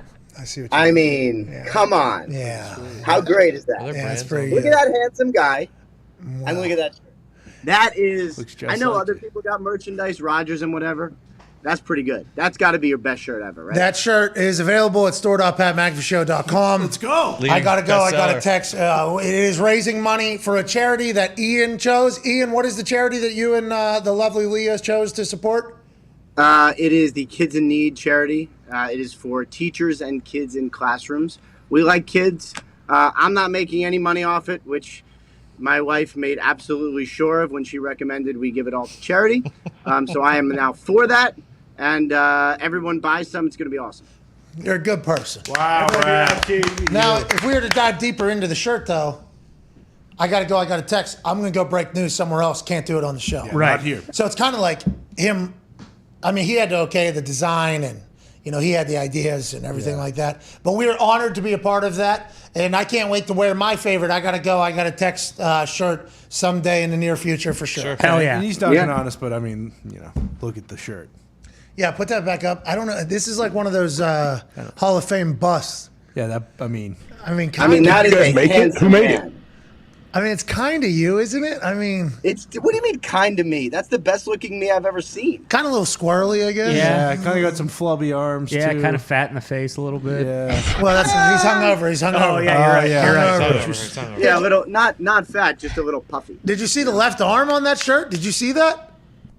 Yeah, I mean that's a golf left arm. You know, golf is a lot. That's kind of where the focus is, so that probably explains that. But yeah, it's a great shirt. All right. I hope you don't get golf arm, tennis elbow, or any of the other things that happen. Thrower's elbow. Yeah, let's talk about it. Thrower's elbow was a story out of the LA Rams camp a couple weeks ago. Thrower's elbow is both sides. Tennis is one, golf is the other. Throwers is both of them. Matt Stafford was seen walking around like this in a couple videos. He was being like kind of held back, restrained on how many times he could throw the ball. We thought, oh no, Matthew Stafford finally gets to be a peacock and let his feathers all the way out in Los Angeles. He's doing numerous commercials. He got a guy, Cooper Kupp, he seems to be on the exact same page of. Now his elbow is going to let him down. A guy who has played with a broken neck in the past, broken ribs, I believe a bruised spleen or something like that. All sorts of broken Sounds right. fingers. Just tough guy. We thought the elbow was going to take him out. That's not a problem at all going into Thursday. Is there anything for us to think about injury front, either with Stafford or anybody else on the Rams? So I would say it's not going to be an issue for Thursday, but this is something that the Rams are going to have to monitor this season. Like, if he was going to be one of those quarterbacks that didn't practice a lot on like a Wednesday, I would say that would make sense. So like, it's not nothing, and he did have to have a little bit of a PRP procedure in the offseason, but I don't think it's going to affect him in games. They're just going to have to be aware of it. But like, so it's a thing. It's not a thing, but he is one of many veterans who are kind of like managing and during the week, and then the game should be fine. I would say Van Jefferson and his knee, he had knee surgery again in early August. That's kind of the only one to monitor, I think. He didn't practice on Monday, which is, noteworthy. I would say it makes him pretty up in the air for Thursday. That's probably the only starting player that's may not end up playing Thursday night. Okay, go ahead, AJ. Ian, other than that game, if we're looking for the weekend, what do you think is going to happen with Zach Wilson? Are you hearing anything else that they possibly may be putting him in there. I don't think they should, but. Yeah, I mean, first of all, your caution is going to be their caution. Like, it's going to be the same. It's going to be the same sort of thing where, like, he worked out Monday, which is good. But the problem with a bone bruise is he needed to be off it and really rested for like a couple weeks. So he was rehabbing the meniscus and the bone bruise. That is a lot. It's a lot to get better from in like less than 4 weeks. So theoretically, he's still got a shot to play. I would describe it more as an outside shot. So, like, we'll find out tomorrow for sure. But might we see Flacco? I'd say that's pretty decent possibility. And then what we're going to find out, among all the things, is like there was a lot of optimism for Joe Flacco and during training camp. Like, was that real? Is he going to go out and light it up at 37? Like, it's kind of fascinating. Or was that just to try to get him traded? Who knows? We shall find out this weekend for a Jets game that everybody's obviously looking forward to. Hell yeah. Let's go back to Thursday. The Bills. That did not sound serious. Well, I thought AJ was going to ask about the Bills on the other side, but we're bopping around the league, Ian. Sorry, I got to have a one-track mind, I guess. No.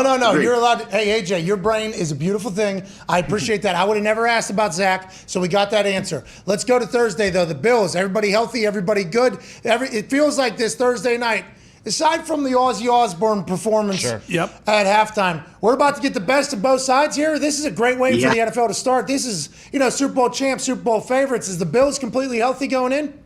Yeah, I mean, about as healthy as you could be. Jordan Poyer, their like really good safety, was kind of one that I was wondering about. He had a hyperextended elbow. He's going to be good. And then Isaiah McKenzie, one of their group of receivers, he is going to be good too, it seems like.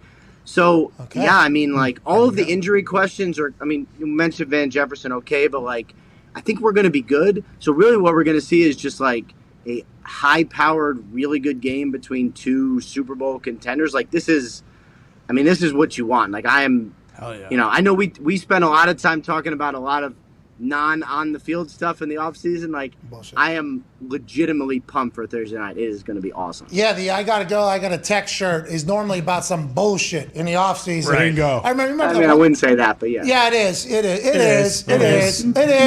And I understand you spend a lot of time away from your family, and it is your profession. It's how you feed your family. And us just saying it's bullshit is kind of rude, but we spent our entire lives talking about bullshit too. Bingo. It is great to have football to chat about. Everybody's healthy. Odds-on favorite versus the reigning champs. Yep. Everybody but Odell Beckham Jr. is back. Von Miller switching teams. Yeah. How would that work? Will he go out for the presentation while the Bills are still in the locker room? Have they figured that out, you think? It's a great question. I got to ask about that. It's a good question. I don't think so. I'm sure he'll be laser focused. What's your deal? No, it's a good question. It's 2:30. It's Tuesday. How do you not have that fucking answer? Come on. Ian, Jesus Christ. Do you want us to do a job for you, bud? I take it one day at a time. One day at a time. One drink at That's a time, why. maybe. Well, I mean, we'll see what happens. No, it is interesting though, because like I'm just thinking about this Von Miller thing. Nobody ever chose Buffalo. Like literally, nobody ever chose Buffalo. And then Von Miller has the choice of like not dissimilar contract. I think Buffalo offered him the most, but it wasn't by like leaps and bounds. And he chose Buffalo over the defending Super Bowl champs. And everybody was like, okay, that makes it, because that's where they are as a program and that's where they are as a team. Like, that is amazing. But they got a really good culture there, and I think that, like, that's what they needed. That choice makes sense, and we'll see if he can kind of help them get to where the Rams were. You don't like Buffalo? I love Buffalo. I had amazing wings when I was at Buffalo. Interesting. This is like when Ty goes, I love, insert name of person that's about to get buried. You said nobody chooses Buffalo. What? I know people that love throwing dildos and tailgating with Bill's Mafia and going through tables and being diehard loyal fans. Yeah, but remember, for years and years, it was all about like no free agents wanting to go there, and now people are like wanting to go there. That's when you get a quarterback, right? Yeah. Josh Allen changes the game for everything. And like GM and head coach on the same page, really good development, like good draft. Like they're just. It's a good program. Really good. Good program. It's a good program. I think the NFL has a home run on its hand here for Thursday night. Can't wait to see what the numbers are in comparison to everybody. What was that? Steelers-Lions got like 5.2 million viewers or something like that. It was more than everything else all summer, and that game meant fucking nothing. I can't wait to see what the numbers are for Thursday night for the NFL. Ty, your question for Ian Rapoport. Rap sheet, Bob Domofsky reported that David Bakhtiari is on track to play on Sunday, and then he kind of tempered expectations a little bit and said he's taking it one day at a time. time. Have you heard anything on that, as in whether or not he's going to play? And also, I think it was reported that Alan Lazard might not play on Sunday. Have you heard anything about that? Oh, ouch! We'll start with Bakhtiari. Yeah, I saw his tremendous meme usage of the one day. Let's not blow it out of proportion. I think, with all due respect to Bakhtiari, who I love, I think it is looking good.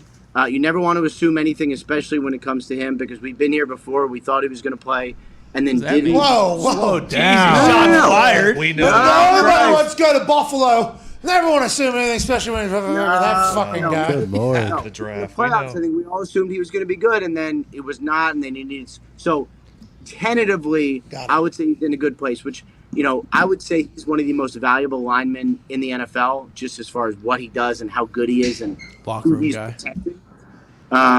So, if he's good, I think that helps tremendously. Lazard.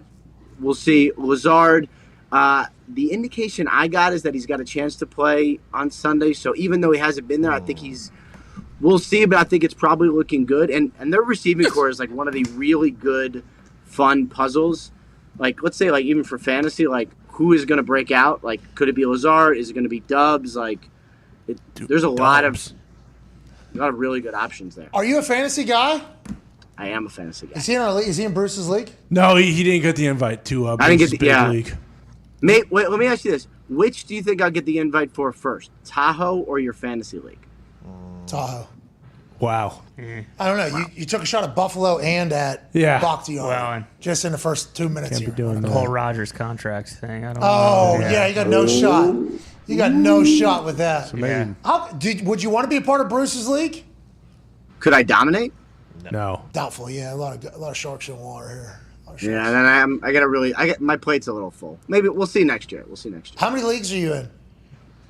2. I'm in one with my college buddies and then one with my 9-year-old and some of his camp friends, which has been quite the roller coaster, but should be fun. Are you the commish or no? No, I'm just his advisor. I listen to whatever he says and then tell him the right thing to do. So this kid went out in the woods for 4 months this summer, comes back, he's running his own fantasy league that you're advised. This sounds like the greatest trip of all time. And he wants to do it and is excited about it. He's got Lamar as his quarterback. It's going to be good. Good pick. That's a good pick. I was told, though, by a friend of yours a lot, Jordan Schultz. Yep. Some 3 key. What was that? What's that? That's just, I'm getting a lot of texts. Go ahead. It's nothing important. Oh, you gotta go. Playing into the show. No, nothing important. Go ahead. Jordan Schultz told me don't draft a quarterback early. Yep, no. Draft 2 running backs right away. Because there's not a lot of good running backs. No. There's a lot of quarterbacks and a lot of wide receivers. Yes. You could also go with the 0 running back trend as well, if you want to do that. Tony, are you making fun of Jordo? Because there's no reason to do that. What was that about? Jordo was at U.S. Open all weekend. Were you there, Ian? I don't think so. No, I tried to get seats on Sunday, and I guess my invite got lost in the mail. What's this all about? Call Jordan. It's been a tough road. It's been a tough road. Welcome we back. We went last year, they invited us with open arms. This year, not as much. So Did you get boozed up and embarrass yourself? What happened? No. I wouldn't say embarrassed. I mean, we were in the suite. It was. I would not say we embarrassed ourselves. No, my wife maybe, but I did not. So you got boozed up and said something you shouldn't have said to somebody. We look good in the pictures. That's the most important thing. Yeah, but when the photos weren't happening, there was conversations that were taking place. You offended everybody in there. Tennis is a different crowd now. It's not like you. Yeah, she's potty mouth.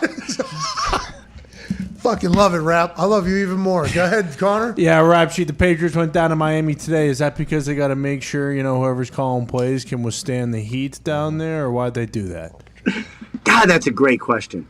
I look forward to.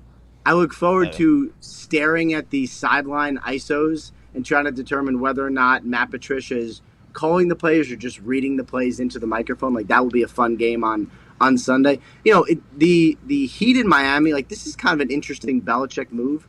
Like, he could either completely eliminate distractions, not worry, or just embrace it and be like, we need a couple days to get ready. So they are down there. They brought some injured guys. They got Ty Montgomery, which is, I think, a good sign for him. Hell yeah. And they're going to play, and we will see we'll get our first read on Tua on Sunday against the Patriots. and I'm sure Belichick will have something up his sleeve, and that is going to be a really, really interesting kind of little showdown we got there for the first week. They're going to keep Mac Jones out of Tootsie's. Yeah. You know, second floor, getting shoulder rubs. We don't need any of that all week. Or maybe that's why Bill took the boys down early. Sure, get out of the way. Hey, boys, it's Tuesday. Okay, there's Team probably Bill. good special. There's good wings over there. Stop by Tootsie's, get it all out of you. So by the time we have this weekend, we don't have any of the Miami flu that seems to hit a lot of teams. Tone, your question for Ian Rapoport? Ian, there's a couple NFC South wideouts coming off injuries. Michael Thomas, Chris Godwin, either going to go week 1. So I believe Michael Thomas will go, and I mean, we talked. Hey, about that's this a when I big was in deal. Yeah, I mean, I think it's a big deal, but I think Dennis Allen kind of said it, but like I think he's going to go, and I think he's going to be really good. And I drafted him on my fantasy team, so if he was really good, that would be great. On yours or Jim's? Max's, but actually both. My fantasy team and Max's. We got Damian Pierce and we got Michael Thomas, both of us. Yeah, it's almost unfair having him in your fantasy. We don't want you in Bruce's league ever. No. Go ahead. Ian, what do you think of? Oh, you can finish. You No, can and talk then about your league. and then Godwin. Talk about Godwin too. I think Godwin's going to go, and if he does, it'll not be a full complement of plays. I think it'll be more like some plays, get him in there, kind of get his feet wet. And there. Anyway, go ahead, AJ. What's this guy laughing at? I love that so much. Just it happened the other day when I pointed to you, but Darius was sitting right here. You know, so Darius, so you and Darius stepped on each other. I love that type of shit. I enjoy it. Just how mad you get about it. AJ is my favorite. Oh, no, just water off my back. Ian, continuing the conversation here. Dennis Allen made some comments about how weird it's going to be, how different it's going to be without Sean Payton on the field. What do you make of that? I think it's probably going to be a little bit of a breath of fresh air for the Saints. Nobody will ever say it, but like Peyton was a very, very good coach who was very. Was he hard charging? A lot more hard charging than Dennis Allen, or what? A lot more hard charging. I mean, Dennis Allen can be a badass himself, but not like Peyton. Like Peyton, every little detail was scrutinized, and he could get intense over literally anything, and you never knew. Now he was so good that it didn't matter, and offensively he was amazing. But it's hard. I think after 10 years, it was probably time. So I'm sure there's some people in the Saints organization who are taking a deep breath and being like, okay, this is maybe not better, but certainly different. I'm really curious to see what Pete Carmichael has up his sleeve. Like, he's a really good offensive coordinator who always was in Peyton's shadow and now will be calling it and designing it himself and using a lot of what they did with Peyton, but like putting his own wrinkle on like that. Dennis Allen's defense will be probably awesome and kind of like it was, but that's one thing I'm looking forward to see is the Peytonless offense. How good are they? Sean Payton's probably excited to just be a human. Because you know how much stress that is to work. If you're the type of person who worries about every little thing, because the little things lead to big things. You take care of the little things, the big things will take care of themselves. And if we let these little things get out of control, it'll spiral. It'll be a reason why we lose the game. You can see how somebody who has that particular personality steps away from the game, kind of maybe enjoys life a lot more, but also good chance probably heading back. Yeah. Right. Good chance probably heading back into coaching football. Probably right. I don't think you ever lose that type of thing. And we won't ask about the future of the Dallas Cowboys because if they win, it doesn't matter. But I will talk about the future of Tom Brady. Him on the Let's Go podcast, talking to Jim Gray and Larry Fitzgerald, about his oldest son is a freshman in high school and a 12-year-old and an 8-year-old, and talking about literally every human in his life but his wife. Maybe that was on purpose, maybe not. Have we learned anything more about the 11-day hiatus? And is Tom Brady on a revenge body tour right now? Is this going to be the most focused Tom we've ever had? And do you think his lack of an ability to give up football is the reason why all this shit off the field is potentially happening to him? I mean, I think for anyone who has to work and has a job that is all in 100%, it is hard. So I cannot pretend that it's easy for Brady and his family. Clearly, Agreed. The time away and some of his focus has been family related. He is not the first person to go through this. He is not going to be the last, and I'm sure that it is not easy. I don't know if he, left Giselle off his list or not. I just know he did. It's probably not easy. That said, when he is on the field, that is his place. That is where he's good, and none of this matters. Not none of it matters, but where he can focus only on that. So I don't know if it's a revenge tour, but that will be his happy place, ultra focused. He will be good there. Some of the other stuff is not always easy, for anyone. But on the football field, I have no doubt he will be absolutely awesome and in a perfect place to go kill everyone. It's a sanctuary, and sanctuary. Have you caught any more information on what his plans are? Is this a 1-year thing? Has that been left open? Like $375 million is allegedly just waiting on deck for him whenever he wants to. We all see this as a final year. Is that not what he's thinking, you think? I mean, I would say, certainly that would make some sense. But I think we've learned last time, like trying to predict Brady is always something where you don't know which way it's going to go. I mean, last year I was like, even going into last year, I was pretty sure it was going to be his last year. And then when all the reporting happened about him getting set to retire, I was pretty sure it was going to be his last year. And then obviously he's literally playing this year. So I think that makes sense. But, look, he's 45 and he's got a lot of stuff going on. So I edited that. That's not what he said. Yeah, because you wouldn't want to say potty mouth words. Not want to say. What if kids are watching? Well, there probably is, but kids listen, you're not the demo, fucking keep it moving. Go watch something else. Look at all the passes you have to everything. You keep all those, and you ever reminisce, go through them and say, I remember when I was at Super Bowl in 1996. I was cleaning shoes and filling coffee cups. Like, do you think about that? Or no, it's more like, I remember this Mississippi State LSU game, what I was eating in the press box, or like weird college baseball game where like I couldn't find it and I had to pull out MapQuest, like the big pages and all the directions, like all that stuff I remember. It's usually, the fond memories are fine. It's usually like whatever disaster it took for me to get there is what I think about. Only the bangers survive. AJ Hawk and I, we walked 10 miles around Jerry World the first time we called a game. Do you remember that, AJ? Yeah, we kept finding booths, but they were not the TV booths. Yeah, we were in every single booth in Dallas, every single one in that new stadium. That sounds awful. It was terrible. Then we had to call a game that had Cliff Kingsbury, Charlie Brewer, Matt Rule, a lot of future guys. Real characters in that. And now look at you guys. Now we're on the internet. Oh yeah. What? Just like Congrats. you. Me too. Just like me. All right, we'll chat with you later this week after the game, probably before the weekend. We appreciate you making time. Thank you for rocking that shirt. Thank you for raising money for a great cause. Go to store.patmcafeeshow.com right now to buy an Ian Rapoport exclusive. I'm going to tweet about it right now. So everyone hit the RT button to retweet. Ooh, the RT. What about the QT? Are they going to quote tweet, give their own opinions? If you want to, see what happens. Whoa. I will not even check the replies, not even for this. Wow. You do, though. You do. No comment. Yeah, we know it. Ladies and gentlemen, senior NFL insider for the league and the network, Ian Rapoport. I love that guy. Uh-huh. Did he design the shirt? Yeah, I think he was part of the process. It all kind of happened pretty quick. Behind the scenes. That's cool. Yeah, it is. Yeah. He wanted to raise some money. It's good. He saw what we did with the book club shirts.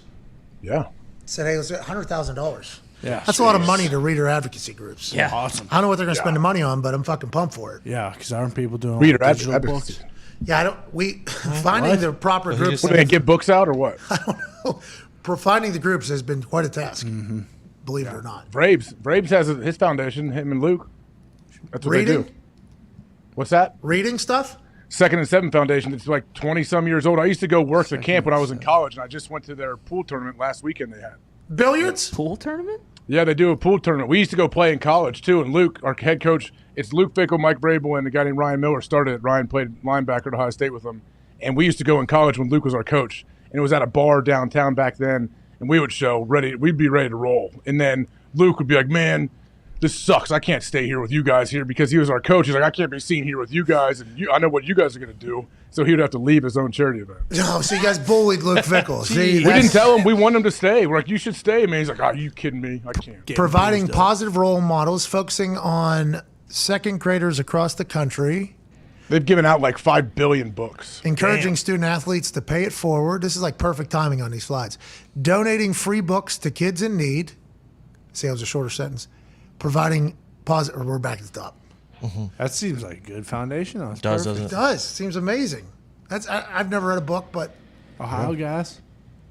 Yeah, those are all Ohio guys. Sure. Uh-huh. You were around a bunch of Ohio people this past weekend, huh? Yeah, it was. A lot of guys that even maybe weren't from Ohio, but came to Ohio to go to Ohio State. And then are they Ohio fucks immediately? It it would seem like they worked their way into being kind of like taking on the whatever it might be to be an Ohioan. What do you mean? Whatever it might be, they get there and they're like, okay, I guess we're going to work. They get it real quick. All right, I guess we're drinking beers, we're working, and we're fighting people if we have to. Screaming IO. This is those guys. I've said before, those guys I played with that were like seniors, juniors, my freshman year. They were like the last line of like dudes that went hard and never were. They were the first one there in the morning. They were true professionals. Isn't it amazing watching that generation live and then watching now? Like how everything is. If you have the wrong amount of protein in your body on a Thursday, there's a chance you're not going to be able to perform on Saturday. Like everything that is going into people's bodies is calculated and actually weighed. There's blood tests. I think I'm about to go take one to see what I'm allergic to, what is the best thing for all this shit. Nowadays has nutrition and science, and the body has kind of come full. And then back in the day, I remember guys housing beers the night before games, eating whole fucking pizzas, wings. Thursday night was a big night for those guys too. Like back in the day, Thursday night was a huge night to go out with a game on Saturday. Let alone the drugs that are potentially happening. And then they would go on a football field and just seemingly run faster than everybody else, hit everybody, and then put that shit on repeat for another 10, 15 weeks straight. Damn. And then here we are just one generation later, and it's like, alcohol stays in your body 72 hours. Can't do it. Remember, you are not at peak performance if you have any booze or carbs in your body 13 hours prior to activity or whatever. It's like, God, somebody needs to go tell all the fucking Hall of Famers that I just met. Because they did not know any of that, I don't think. It was quite a thing. Trying to keep up with them, too, early when you try. That was a bad decision for me a couple times. Oh, offensive lineman, we're getting hammered tonight? Yeah. All right, yeah, that seems like the right thing to build team. I'll do it. Let's do it. Oh, they got to run a slower sprint the next day than I do. But it seems like they're still handling it much better than I would. Times have changed. I respect the fact that those people had to do what they. That's why Labor Day is so important. Yeah, exactly. Yeah. Think about those people. Smoking cigs. You're right. What? In the goddamn mills. What? Breathing in cancer every single day. Taking their pay stub, going directly to a bar, Hell yeah. drinking it dry, not eating for a couple days because they don't have any fucking money. Smoking cartons. That's right. Happy Labor Day. Hope everybody had a great Labor Day. Let's go to the phones. That's what Labor Day is. Goddamn Did you think about it at all yesterday? I thought what you just laid out, that's exactly what I thought about all day. Goddamn right. It's because you're from the Rust Belt. I saw Dwayne Johnson's animated movie yesterday with my kids. Superhero pets. Honestly, yeah. I had no expectations going in. I took about a 15-minute nap, felt re-energized, and what I saw in the movie was great. They got the lay down seats. I always have to fall asleep for a little bit. Hell yeah. Might as well. Really good movie, though. I always go fall asleep. Fall asleep for a little bit. How do you not when you can lay all the way back? It's pitch black. Whew. Comfy. I was sitting there, I was like, man, I really like going to movies. Like, I really do. And then, boom, I'm out. Yeah, I've done that to a couple. My wife, she took a photo of me. And she posted it. What movie was it? I forget what movie it was. I was dead ass asleep in there. Yeah, that's a problem for me too, AJ. I like that movie, though. It was a good movie. Do you remember the name? Paws of Fury. Oh, no, I didn't see. I think whatever I saw, DC Super Pets or something? Superhero Pets. First thing I said. I knew I was right. I shouldn't. You fucking talked me out of it. That was good poker shit. But you also did see Paws of Fury. I've seen first 15 minutes of Paws of Fury. Mm-hmm. That would be a good movie too, probably. Let's go to the phones. They should just let Ricky Gervais swear in that movie. Yeah. Yes. Just let Ricky Gervais do whatever the fuck Ricky Gervais wants to do. Need everybody to see The Big Con, CONN, on Apple TV. Need everybody to see it? Not going to dive into too much. Just know some Eastern Kentucky hill fuck named Eric C. Kahn, that's his actual name, Kahn with 2 N's, took the Social Security system of the government for $550 million and was living like a trailer park fucking king. And they got local hill fucks around talking. Characters. Who are characters. It is a full, hey. It's awesome. 4-parter. I've seen some of it. I think I've seen the first 2, actually. Oh, my God. This guy had 17 wives or something, this Eastern Kentucky. Really? Hill Jack. Full on. Just found a way to do it and just took advantage of a system and lived life. There's rap videos. Yep. There's obviously, it's. Oh, yeah. He has like commercials with Adult Porn actresses. stars. Yep. Yeah, porn stars Yes. in there. Yeah. Takes a week off every month, travel the world. To go to sex places. Yeah, that was, yeah, you're right. I did see that. Marry somebody. I mean, this guy is worthy of knowing that he existed, and they're doing a documentary about him. I haven't got to the end of it. I haven't finished it. I assume it ends tragically, terribly. Probably. Something terrible happens at the end of it. I'm only in the first 2 episodes where it's all like, this actually happened in the world that you currently live in. One of the locals was talking. It was like he showed up in one of these Royces or whatever. He was like, drive a Nissan, bro. Like that is, it's awesome. They're reading his manuscript throughout it too, so you're actually getting like his thoughts and shit directly from him, which is awesome as well. He ran a brothel in Thailand, and he said, yeah, to drive up business, I had one of the dancers dance with a boa constrictor. But halfway through the dance, the boa constrictor did what the boa constrictor does and started attacking that woman. And the owner of the snake hopped in, saved her life. But during the commotion, another snake was released. So he had to shut down the brothel. Like, this is a business he was running in Thailand while he was running a full law firm in Eastern Kentucky. I mean, it is... I can't believe I didn't know this guy existed. West Virginia gets tied in. Not in a great way. No. But it is The Big Con, 2 ends, Apple TV. Haven't finished it. Excited for it. House of the Dragon wasn't bad. Yeah, pretty good. It was okay. What's that? There's some gruesome shit that happened, but kind of a boring episode, right? Yeah, I mean, kind of just all building up to the last like 10 minutes. Is there going to be a battle? There was a battle. There was a battle. Oh. And it was boring with a battle? That's not a good sign. Well, there's just a lot of political posturing leading up to it. Bullshit in King's Landing. This is my first time in the Thrones world. This is exactly what Thrones was. I didn't see this episode yet, but you just described the entire series of Game of Thrones. I'll say it. Wait, are you not a fan? Foxy, you're a bad guy. I thought it was way the whole series of Game was overblown awesome. compared to what everyone else said. Foxy, you're not a Thrones mark, though, so you don't speak for the Thrones marks. Exactly, I'm not a mark. So you watched all of Game of Thrones, but you didn't really like it? It was okay. Okay. I did rewatch. That's a good guy you are. That's tough to do, especially when you can't understand anybody. Was there 8 seasons? Uh-huh. Yeah. Foxy. Yeah, long AJ, episodes. How about AJ going, you watched every episode and you didn't like it? Yeah. That was AJ saying, what the fuck is wrong with you? My issue is I was late to the party, so my expectations were through the roof. Yep. And you just can't do that. That's why I can't watch it now. House of the Dragon's not bad. It's a whole new thing. It starts its own thing. It just sounded like this episode was terrible. No, it was just... You guys all said nothing happened even though there was a fight. No, second episode was way worse than this last one. I don't remember. That sounds better. I've been watching too much That's what I stuff. Content overload on It was the first big time hop, too. I think that's why it was so much info in the beginning. See, I think I might fall asleep for that part. I didn't even remember. How many episodes do they have? 3 so far. No, like total will they have? 10. 1,000. In this season. Let's go to the phones. Where you want to go? Mississippi, Auburn, Orlando, Columbus, Portland, or Jersey? That's quite a fucking... Mississippi. Mississippi, MISSIPPI on the 5 Energy phone line. Go to 5energy.com. Use promo code McAfee to receive 10% off your order of incredible 5-Hour Energy shots. They have so many delicious flavors. I think somebody tweeted 5-Hour Energy and said, hey, why don't you create a new flavor around the Pat McAfee Show? And they said that if we ask, they'll do it. Ooh, yeah. So look for a new flavor potentially coming out at some point. Okay. Hell yeah. I read that tweet before. It might have been while we were live. So this has not been talked about at all. Let's go. It's kind of how the business is, but I think we might have. If there is no new flavor that we present, their flavors are fantastic. McAfee Mongo, maybe? No, see, I think a peach tea thing. Oh, okay. Yeah. Grape, something grape. Peach tea power. Grape, they already have grape. Yeah. Yeah, I know. Wake up, Hawk. I don't think they have. A different play on it. Turquoise colored grape. That'd be sweet. Oh, okay, green different grape. That sounds dumb.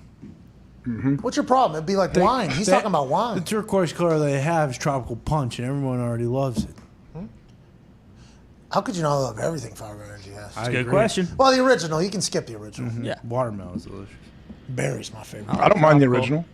The original, though, didn't really have any flavor. It had a bad aftertaste. Yeah, a little aftertaste, but it's okay. But it made you feel good. And I think everybody immediately upon trying it was like, okay, it makes me feel good. This is like doing a shot of like some warm whiskey or tequila. Right. It's just getting me to a place that I need to get to, but I don't love the taste. 5-Hour Energy said, we don't need to be like that. They created new flavors and said, let's make it taste delicious and the aftertaste tastes good and still have the same transportation from to energized. Boom. Best of both worlds. Got it. Bang. Let's go to the phones. Let's go to Garrett in Mississippi. Garrett, what's going on the 5-Hour Energy phone line, pal? How's it going, boys? Great. How are you, Garrett? Life is good. Hey, NFL football's happening. Hell yeah. College football was awesome this weekend, Garrett. Life's good. Let's go, boys. Look, I kind of got a bone to pick with you guys, particularly you, Pat. We don't care, Garrett. All right. No, I'm joking. What do you want to talk about, man? So, you know, you're always calling the Southern guys real soft. Move up there in the cold weather. Get up there. And I agree. I'm from Mississippi, moved to Pennsylvania, there by Erie. Miserable time. Sure, cold. But we've got Steve McNair, What? Brett Favre, What? Walter Payton, What? and also the two greatest punters of all time, Ray Guy and Gerald Thunderfoot Wilson. Of course. And I was also curious if you've ever hung out with Ray Guy, man. Very charismatic guy. Yeah. Like yourself. Garrett, I appreciate your call. Me and Ray Guy hung out one time, had a beer together. What? It was the night before he gave his award to somebody else that he was friends with their coach. Oh, yeah. So, I mean, I probably... You think he picked does he pick the award? Yeah. They have a group that picked the finalists, and then he picks the winner, allegedly. That's Okay. what I was told at the dinner. I don't know. Jeez. Sounds like they drew straws. I'm sure he was great. I don't know him really. We had a beer together. I mean, it was good. Yeah. Is he related to Larry Guy? I don't think he's related to Lawrence. That would be sweet, though. Maybe. He might Great be. athletes, both of them. Yeah. He was talking about Erie there. That's where they put that thing on that person's head. Oh yeah, the pizza thing. Yeah, the bomb vest. That was a Netflix doc, I think. Yeah, it was. That was Erie up there. Lots of stuff. Oh, jeez. Where they were standing in traffic or something? Yeah, I think. Or did they make them go into a bank and get money with the bomb on their head? Bingo. Then they sat out in front of a car, and then somebody did a full drive around. Made a movie about that. Comedy. Really? Really? 30 minutes or less with Kenny Powers. Yep. Is that in the dark comedy thing? Like I saw that one movie with Ben Affleck that was terrible. Gone Girl? No, I don't think that was considered a dark comedy. What dark comedy with Ben Affleck? Might not have been Ben Affleck. Might have been the other one. What's the blonde one? Matt Damon when he was a joint, he was twins stuck to the guy. Which That one was They're sweet. goalies. I don't think. Remember, they were a joint. Yeah. They were, they had to cut them Siamese? apart. I don't think Siamese. With I don't know. Ava Mendes. There it is. That Stuck wasn't on the You. one- That was the one I saw. There it was. Matt Damon. Is it the Met his one wife where on the set. The Minority Report? I don't think that was a dark comedy. TC. That's TC. Yeah. Oh. I'll remember. It was terrible. It wasn't funny. Is it where he has glasses and he makes up that story? What? No, that was whenever he was working for the corn syrup. Oh yeah, The Informant. That's a good movie. That's a good movie. That's a good movie. I would never bury The Informant. That was Iowa, right? No, I believe Nebraska maybe. That was awesome. That's a good movie. Yeah. You know why polar bears put their paws over their noses? Because their noses are the only thing that aren't white. It's black. So when they're in snow, they put their paws over their noses so nobody can see them. That's just a random line in that Informant show. And I was high enough at the time I heard it, I was like, I like this show. I like this movie. It was great. I forget what it was. Let's go to the phones. Let's go to Portland. James in Portland. Are there laws there? I forget. I remember there's no laws for a bit. You guys still a part of the United States, or what's going on, James?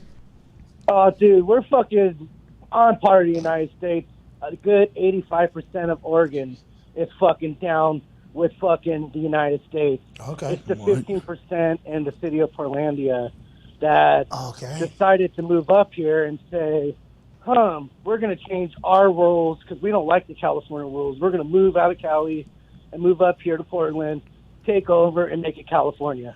That's what's going on in Portland right now. Okay, James, I don't know if you were ready to cut that promo, but I want to let you know I appreciate you doing that. I think we all have a better understanding of what's going on up there. What do you want to talk about, brother? That was awesome. Dude, Is he a fan of these people? I don't think so. Dude, I love Portland. Portland's cool. I love the weed. I love the vegetables. I'm currently on it right now, so. Oh, smoking dope! Oh, of course, dude. It's my day off, man. What the hell am I going to do? I'm going to listen to Pat McAfee live. I'm going to do what I'm going to do, man. Why not? Well, we appreciate you listening and smoking dope. It probably makes the show a lot better if I had to guess. And I can't wait to get to Portland sometime. Hopefully see you. What do you want to talk about, man? Yeah, dude. I want to talk about the Raiders. I'm going to predict something. This coming up Sunday when it's football time, you're going to see the Raiders, the Chargers playing L.A. Again, it is home of the Raiders. It will always be home of the Raiders in L.A. But anyways, we're going to go to our second home, and we're going to win 24-13, hands down. Raiders 1-0. Okay. Adams 1 touchdown. Carr 2 touchdowns. Is everybody up there like the Raiders because of Oakland, or is that a Seattle Seahawks town? The Seattle Seahawks are pretty heavy here in the Portland area, but there's a lot of Raider fans, dude. We travel. We're not Bronco fans here. We hate the Broncos. Okay. I know, you think Oregon Cowboys and stuff, but that's right. No, we don't like. They're gonna the be pretty Broncos. good, probably. All right, thank you, James. I feel like we learned a lot about Portland. We learned about football. We got the final score of Raiders Chargers. They only got to play. Don't even need to watch it. 13. Man, that's awesome. I mean, what's the exact score bet there? Let me see. Oh, probably plus 30,000, especially having the Chargers only score 13 points on that defense. Well, I got Chandler Jones. Wide. No. Wide. Max Crosby. Excuse me. I was thinking the other way around. Yeah. Rocky Sin. The Raiders could absolutely surprise some people. Every year. We sent a request to the Raiders PR to get some Raiders players on. And in the request, we said, I feel like we're relatively positive about the Raiders. Mm-hmm. Yeah. I feel like we are. The only time we have been negative is when we thought Derek Carr's groin hopped out of his skin on a Thursday night football game. Yes. And Mariota came in and started slicing and dicing. Thought Derek Carr's career was over. Thought it was absolutely done. Nobody else was going to sign him at that particular point. That's the only time we've ever really been negative, I think, about the Raiders. We're talking about Coach Richie Bisaccia getting a 10-year deal last year because of how good he did with the Raiders. I think we need a little bit more respect. Yeah. And we love Mark Davis. I think we love Mark Davis more than any other show. We should put a request in for Mark Davis, too. Hey, Zito, add to that request. Yeah. And we'll get We promoted the house he's building. Yep. And his starter jacket he was wearing with a baseball, with a backpack and a baseball cap. Yep. We love McDaniels. Super high back chair. I think they should. I think we should turn over every email. All right, guys. I'm good, dinner. Him and Jim Irsay need a podcast. Yeah. Oh. Mark Davis, Jim Irsay, sit them down, have the Jim Irsay collection in the back. Maybe have Mark walk through. Oh, look at that. What's that? This would be amazing. You'd be pulling guitars down and starting to strum them. Watch this. Dang. Jerry Garcia's. Oh, man. He has a concert. Ben might have him on. He has a concert this weekend. Ben who? Roethlisberger? Footballing? Yeah. Jim Irsay has a stadium show this week. Let's Friday. go. Yep. Stadium show. Luke Soil, Welcome Back Football. Jim Irsay collection, Jim Irsay concert. There's going to be What day? Friday night, right here. Kickoff weekend. Footballing. At the football stadium, he's putting his own band is putting a concert on. 65,000 plus. It's a celebration of football. Come on on. Let's go, man. Come on on. That's amazing. What if he just leads off? Why you punish me? And then Ozzy comes dropping down from the window. Oh. He was just at SoFi Stadium. Now he's at Lucas Oil. They're getting ready right now for this thing. How about it? They're bringing the whole collection out. It's a museum and a show, AJ. Is he bringing Dolan, the Knicks owner, out? I know he's a singer. James? No, they're battling. They're battle of the bands at some point. That's right. Yeah. Battle of the billionaire bands is taking place at some point, and I got my money on Billionaire Jim. Hell yeah. I don't know about any of the other fucks that are playing music, but Billionaire Jim's got over 100 songs in the can already, and he's got musicians, he's got an all-star cast around him playing. He had the fucking AC/DC guys. No, Beard guys. Slash? Beard guys. ZZ Top? ZZ Top, He yeah. had fucking ZZ Top playing back, guitar for him at one of his things. It was like, okay, Jim's putting on a goddamn show. What's his band called? Jim Irsay Collection, JIC, dude. Oh, sweet. Hopefully they live stream it. Can I watch? I think we tried to do that one You got to time. pay for that greatness. I'll pay. That's what I'm saying. I'm not trying to get it free. I love that he's just doing it. Yeah. What was Aaron's entire quote about Creed or Nickelback? He said somebody said that they're not a fan of that particular genre of music, but the fact that they're out there doing it, they like. Mm-hmm. I don't think I know enough of Jim Irsay's songs yet at this point. I'll learn a lot more on Friday, but just the fact that he's out there fucking doing it, I love it. Yeah. I mean, he could, be a recruce? He could just, sit in his house He a lot was. of... Yeah, I exactly. I mean... I think he was for a while. He's fucking playing in front of sold-out 65,000 people on Friday. That's in incredible. his stadium. Yeah. Him his and JD stadium. fans? JD would be rocking that fucking band. John Daly was on SEC Now or whatever on Saturday. Yeah, and they Marty asked him- McGee. He was with Marty McGee. They asked him a question. He goes, well, I'm drunk already, but it was 10 a.m. Yeah. John Daly's still living fucking Great choice for the guest picker, though. Perfect. Yeah. John Daly, you kidding me? That guy's amazing. For Arkansas, too. Woo Pig Suey. His son playing for the Arkansas Razorback Golf Squad, I believe. He's going to be a problem in either Live or PGA. whichever one signs him. I'm excited for this upcoming week of college football. I'm excited for the NFL. We have some massive news coming at some point this week. Yeah. Massive. Huge. Huge. This one's big. Yeah, huge. Very This one's big. big. This is it for Up to Something season. Yeah. Great way to cap Kind of the cherry on top of Up to Something season. This is. We, the company, we're kind of like, organizations that stop doing contracts when football season starts, okay? Bingo. Negotiations are done. See you after the season. Negotiation window had ended. Yeah.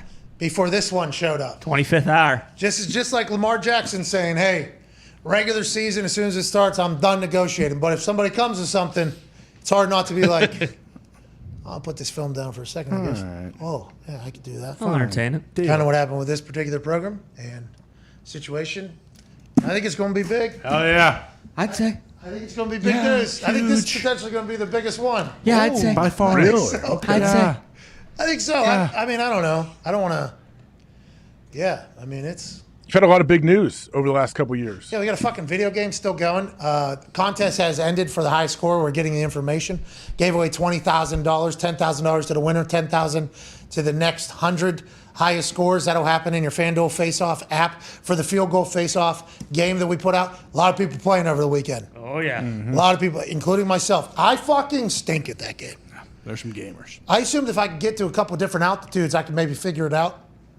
I think I've hit them all. I have not been able to figure it out just yet, but I still have a blast doing it, still winning some games. We'll be announcing another contest with the field goal face-off, I think in the next couple of days. Excited for that. Excited to keep it moving. Ty, you've been playing a lot of that game, huh? Yeah, you could say that. You can make money. So, why not? I'm pretty good at it. So why not play? Are you just hustling people in there? Early, You can't, I guess, Early now. I was, but now shout out Basul. You know who you are. Basul is a good player. Me and him all weekend just going back and forth at each other. Haymakers. Also, Dylan H0304. He's also a very good player. So they put you against similar skill sets. Yeah. So after a few days, the algorithm figures out who's dudes and who's not.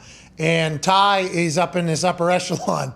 And there's only two other people. AJ. Yeah. He's playing against the same people every single time. Yeah, well, we got some stats back. They are. I mean, Ty and these couple guys are literally, there's only 3 or 4 of them, I think, altogether. Mm-hmm. There's 4 of them altogether that are just playing at this particular level. And then the majority of people are here. And then there's some down here. And Ty knows them each. Yep. Every single game. I think you could probably also throw Brett P21 in that as well. Yeah. Yep. Good scouting. Yep. We'll never run into these guys, AJ. We will never see these guys. No. They're playing in their own league up there. They're playing in their own stratosphere. Had to change some future contests because of it, because there's only 4 of them. All right, that's the show. Got to go up to the Thunderdome and continue to piece that together. They pulled some shit out of this studio, put it in that studio. I learned about that a couple minutes before we went live. That changed a lot of stuff. A little bit. But we figured it out. We got through it. This is a great day to fucking, just exist. Mm-hmm. There's so much going on. There's so much positive stuff happening. Let's continue to enjoy this. Football season's here. We've been waiting 2 for days. 7 years, it feels like. We did it, AJ. Fucking man. Yeah.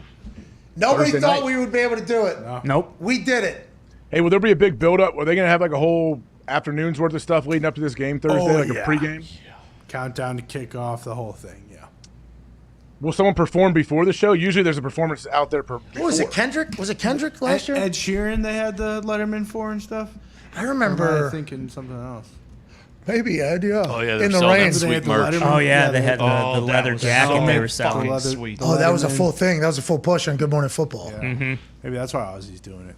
I thought Kendrick Lamar had He some- did the national championship, I remember. Okay, outside. Yes. Who's singing the anthem?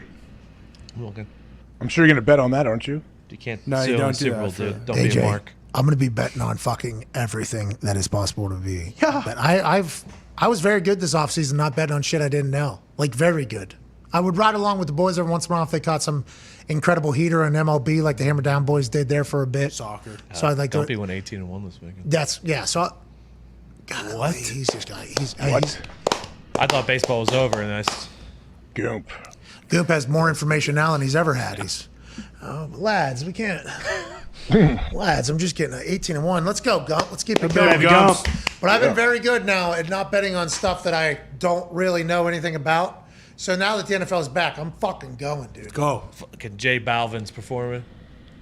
Oh, okay. I know Jay Balv. He's going to crush. Absolutely. Balv's a beast. Balv is a beast. Yeah. They say this beastie Balv really bellows out the greatness of those songs. Yeah, it does. Kind of shades of the Beastie Boys. Well, I mean, just a little bit more, Balvy. Yeah. Yeah, exactly. That's the national anthem, you said? No, that's the kickoff concert. Oh, of course. Who is? Tekashi 6ix9ine. Oh, sweet. Tanashi. It's not 6ix9ine. It's Jay Balvin, that'll be so good. Tanashi and Oz. That's pretty sweet. Damn. Nas? No, Ozzy. Oh, my Yeah, God. I it's was going to say Nas. fucking Nas is Not performing. to be Like, confused cut everybody with- else out. Not to be confused with Bill Ozstriker, the great lacrosse player from It's Chris Ozstriker. Tanash. Not only is she a multi-platinum certified R&B disruptor, singer, writer, and dancer, but she also produces, mixes, engineers, creative directs, and edits.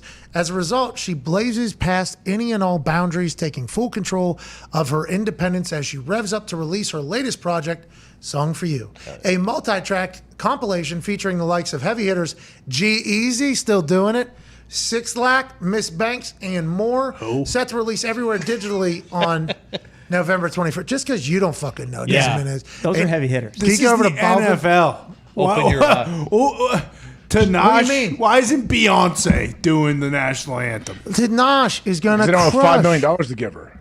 They do, actually. That's what they Connor don't said. want to, I should say. Tanash, I hope, Tanash, you're going to crush. Tanash has got pipes. All right, Love you, Tanash. Tanash. Make or break here. For me, at least.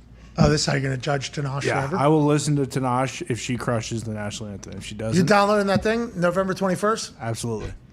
That's a long time away. Yeah, I'll It forget is. about it 18 times before then. No, remember, put it on pre-order. Yeah. Okay. Remember. You watched Top Gun at home yet? Does it hold up?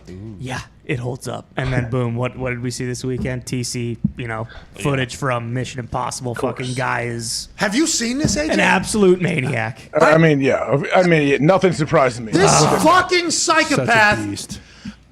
in the middle of a canyon is just standing on this fucking plane. And he's like, hey, hope you guys are having a good Labor Day. And obviously the audio isn't perfect because he's flying at whatever fucking 400, 200, 300 miles an hour, whatever the fuck those shit planes can fly. It looks like a Wright Brothers plane he's flying on. Just sitting on top of it casual. Who needs a seat? I'll fucking stand on top of it. Does this entire cool promo, and then some other fucking plane pulls up, and it's like, all right, in 3, 2, 1, action. Yeah. And then they fucking dive into the earth with him hanging on like he's riding his surfboard on this fucking plane. Tom Cruise is a human I didn't know I needed in my life until now. Top Gun Maverick was my introduction to him. He's a fucking madman, this guy. Yeah, it's the director saying, hey, Tom, we're losing daylight. We got to go. So what does he say? All right, see you at the movies. And then boom.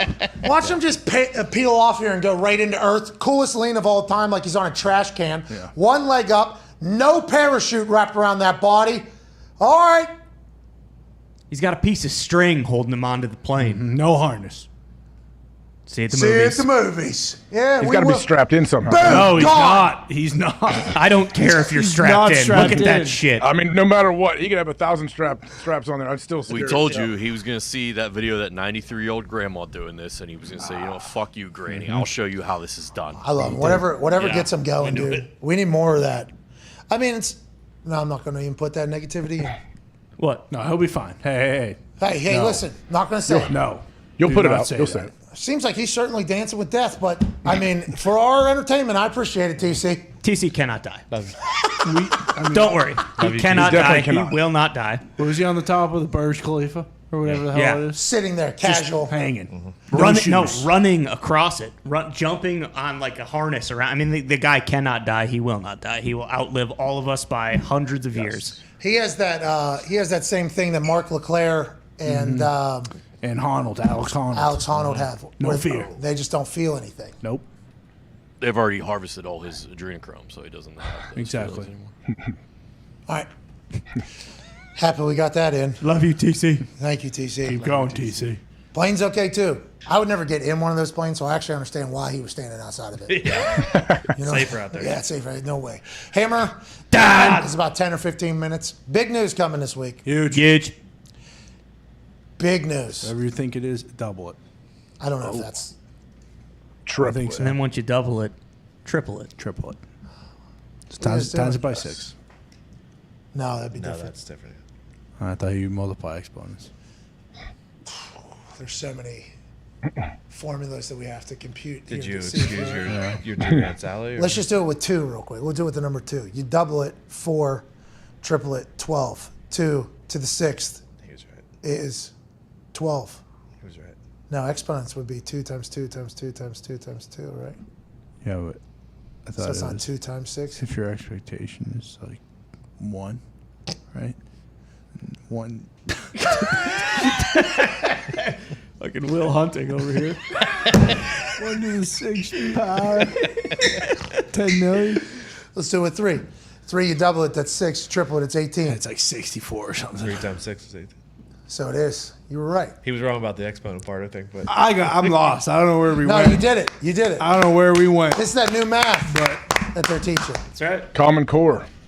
You have to teach that to your kids, AJ? You do well with that, I bet. I have no clue how it works. I don't know anything about it. It's impossible. It's just tricks, right? Isn't it just math No, tricks? it's hey, here's 4 plus 4. It's 8. We can learn our multiplication and times tables, or we can spend 36 minutes writing things out to get 4 plus 4. You hate it. That's how I interpret Jesus. You hate it. It's fine. Like I have a hard time learning. It's a different way to go about it. Yeah, exponent is a different thing than multiplying. Exponent is 2 times 2 times 2 times 2 times 2 times 2 times 2. Bingo. Which actually equals 64. Fuck yeah. 64. Multiply it by that.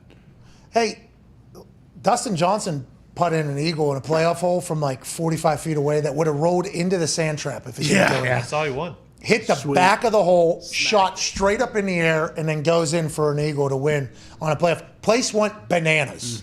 I don't know where they were playing at. Boss. Seemed like a great atmosphere up there. Mass. Yeah, looked crazy. They were in shorts. Oh, whoa. And then him and Paulina went wild. What's that? They had a wild celebration after that was the headline I saw. Yeah, ripped up Southie. Really?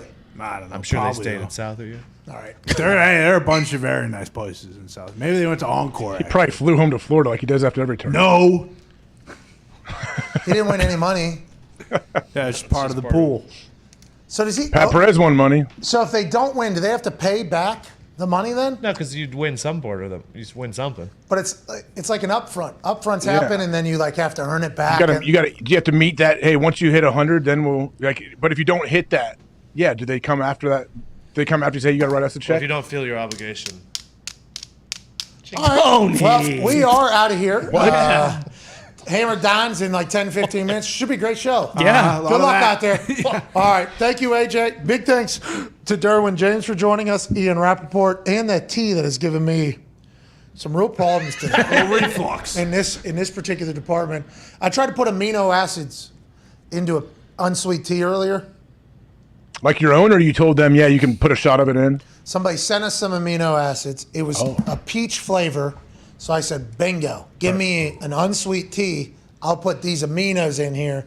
Now all of a sudden I got a peach tea like super drink, right? It's not good.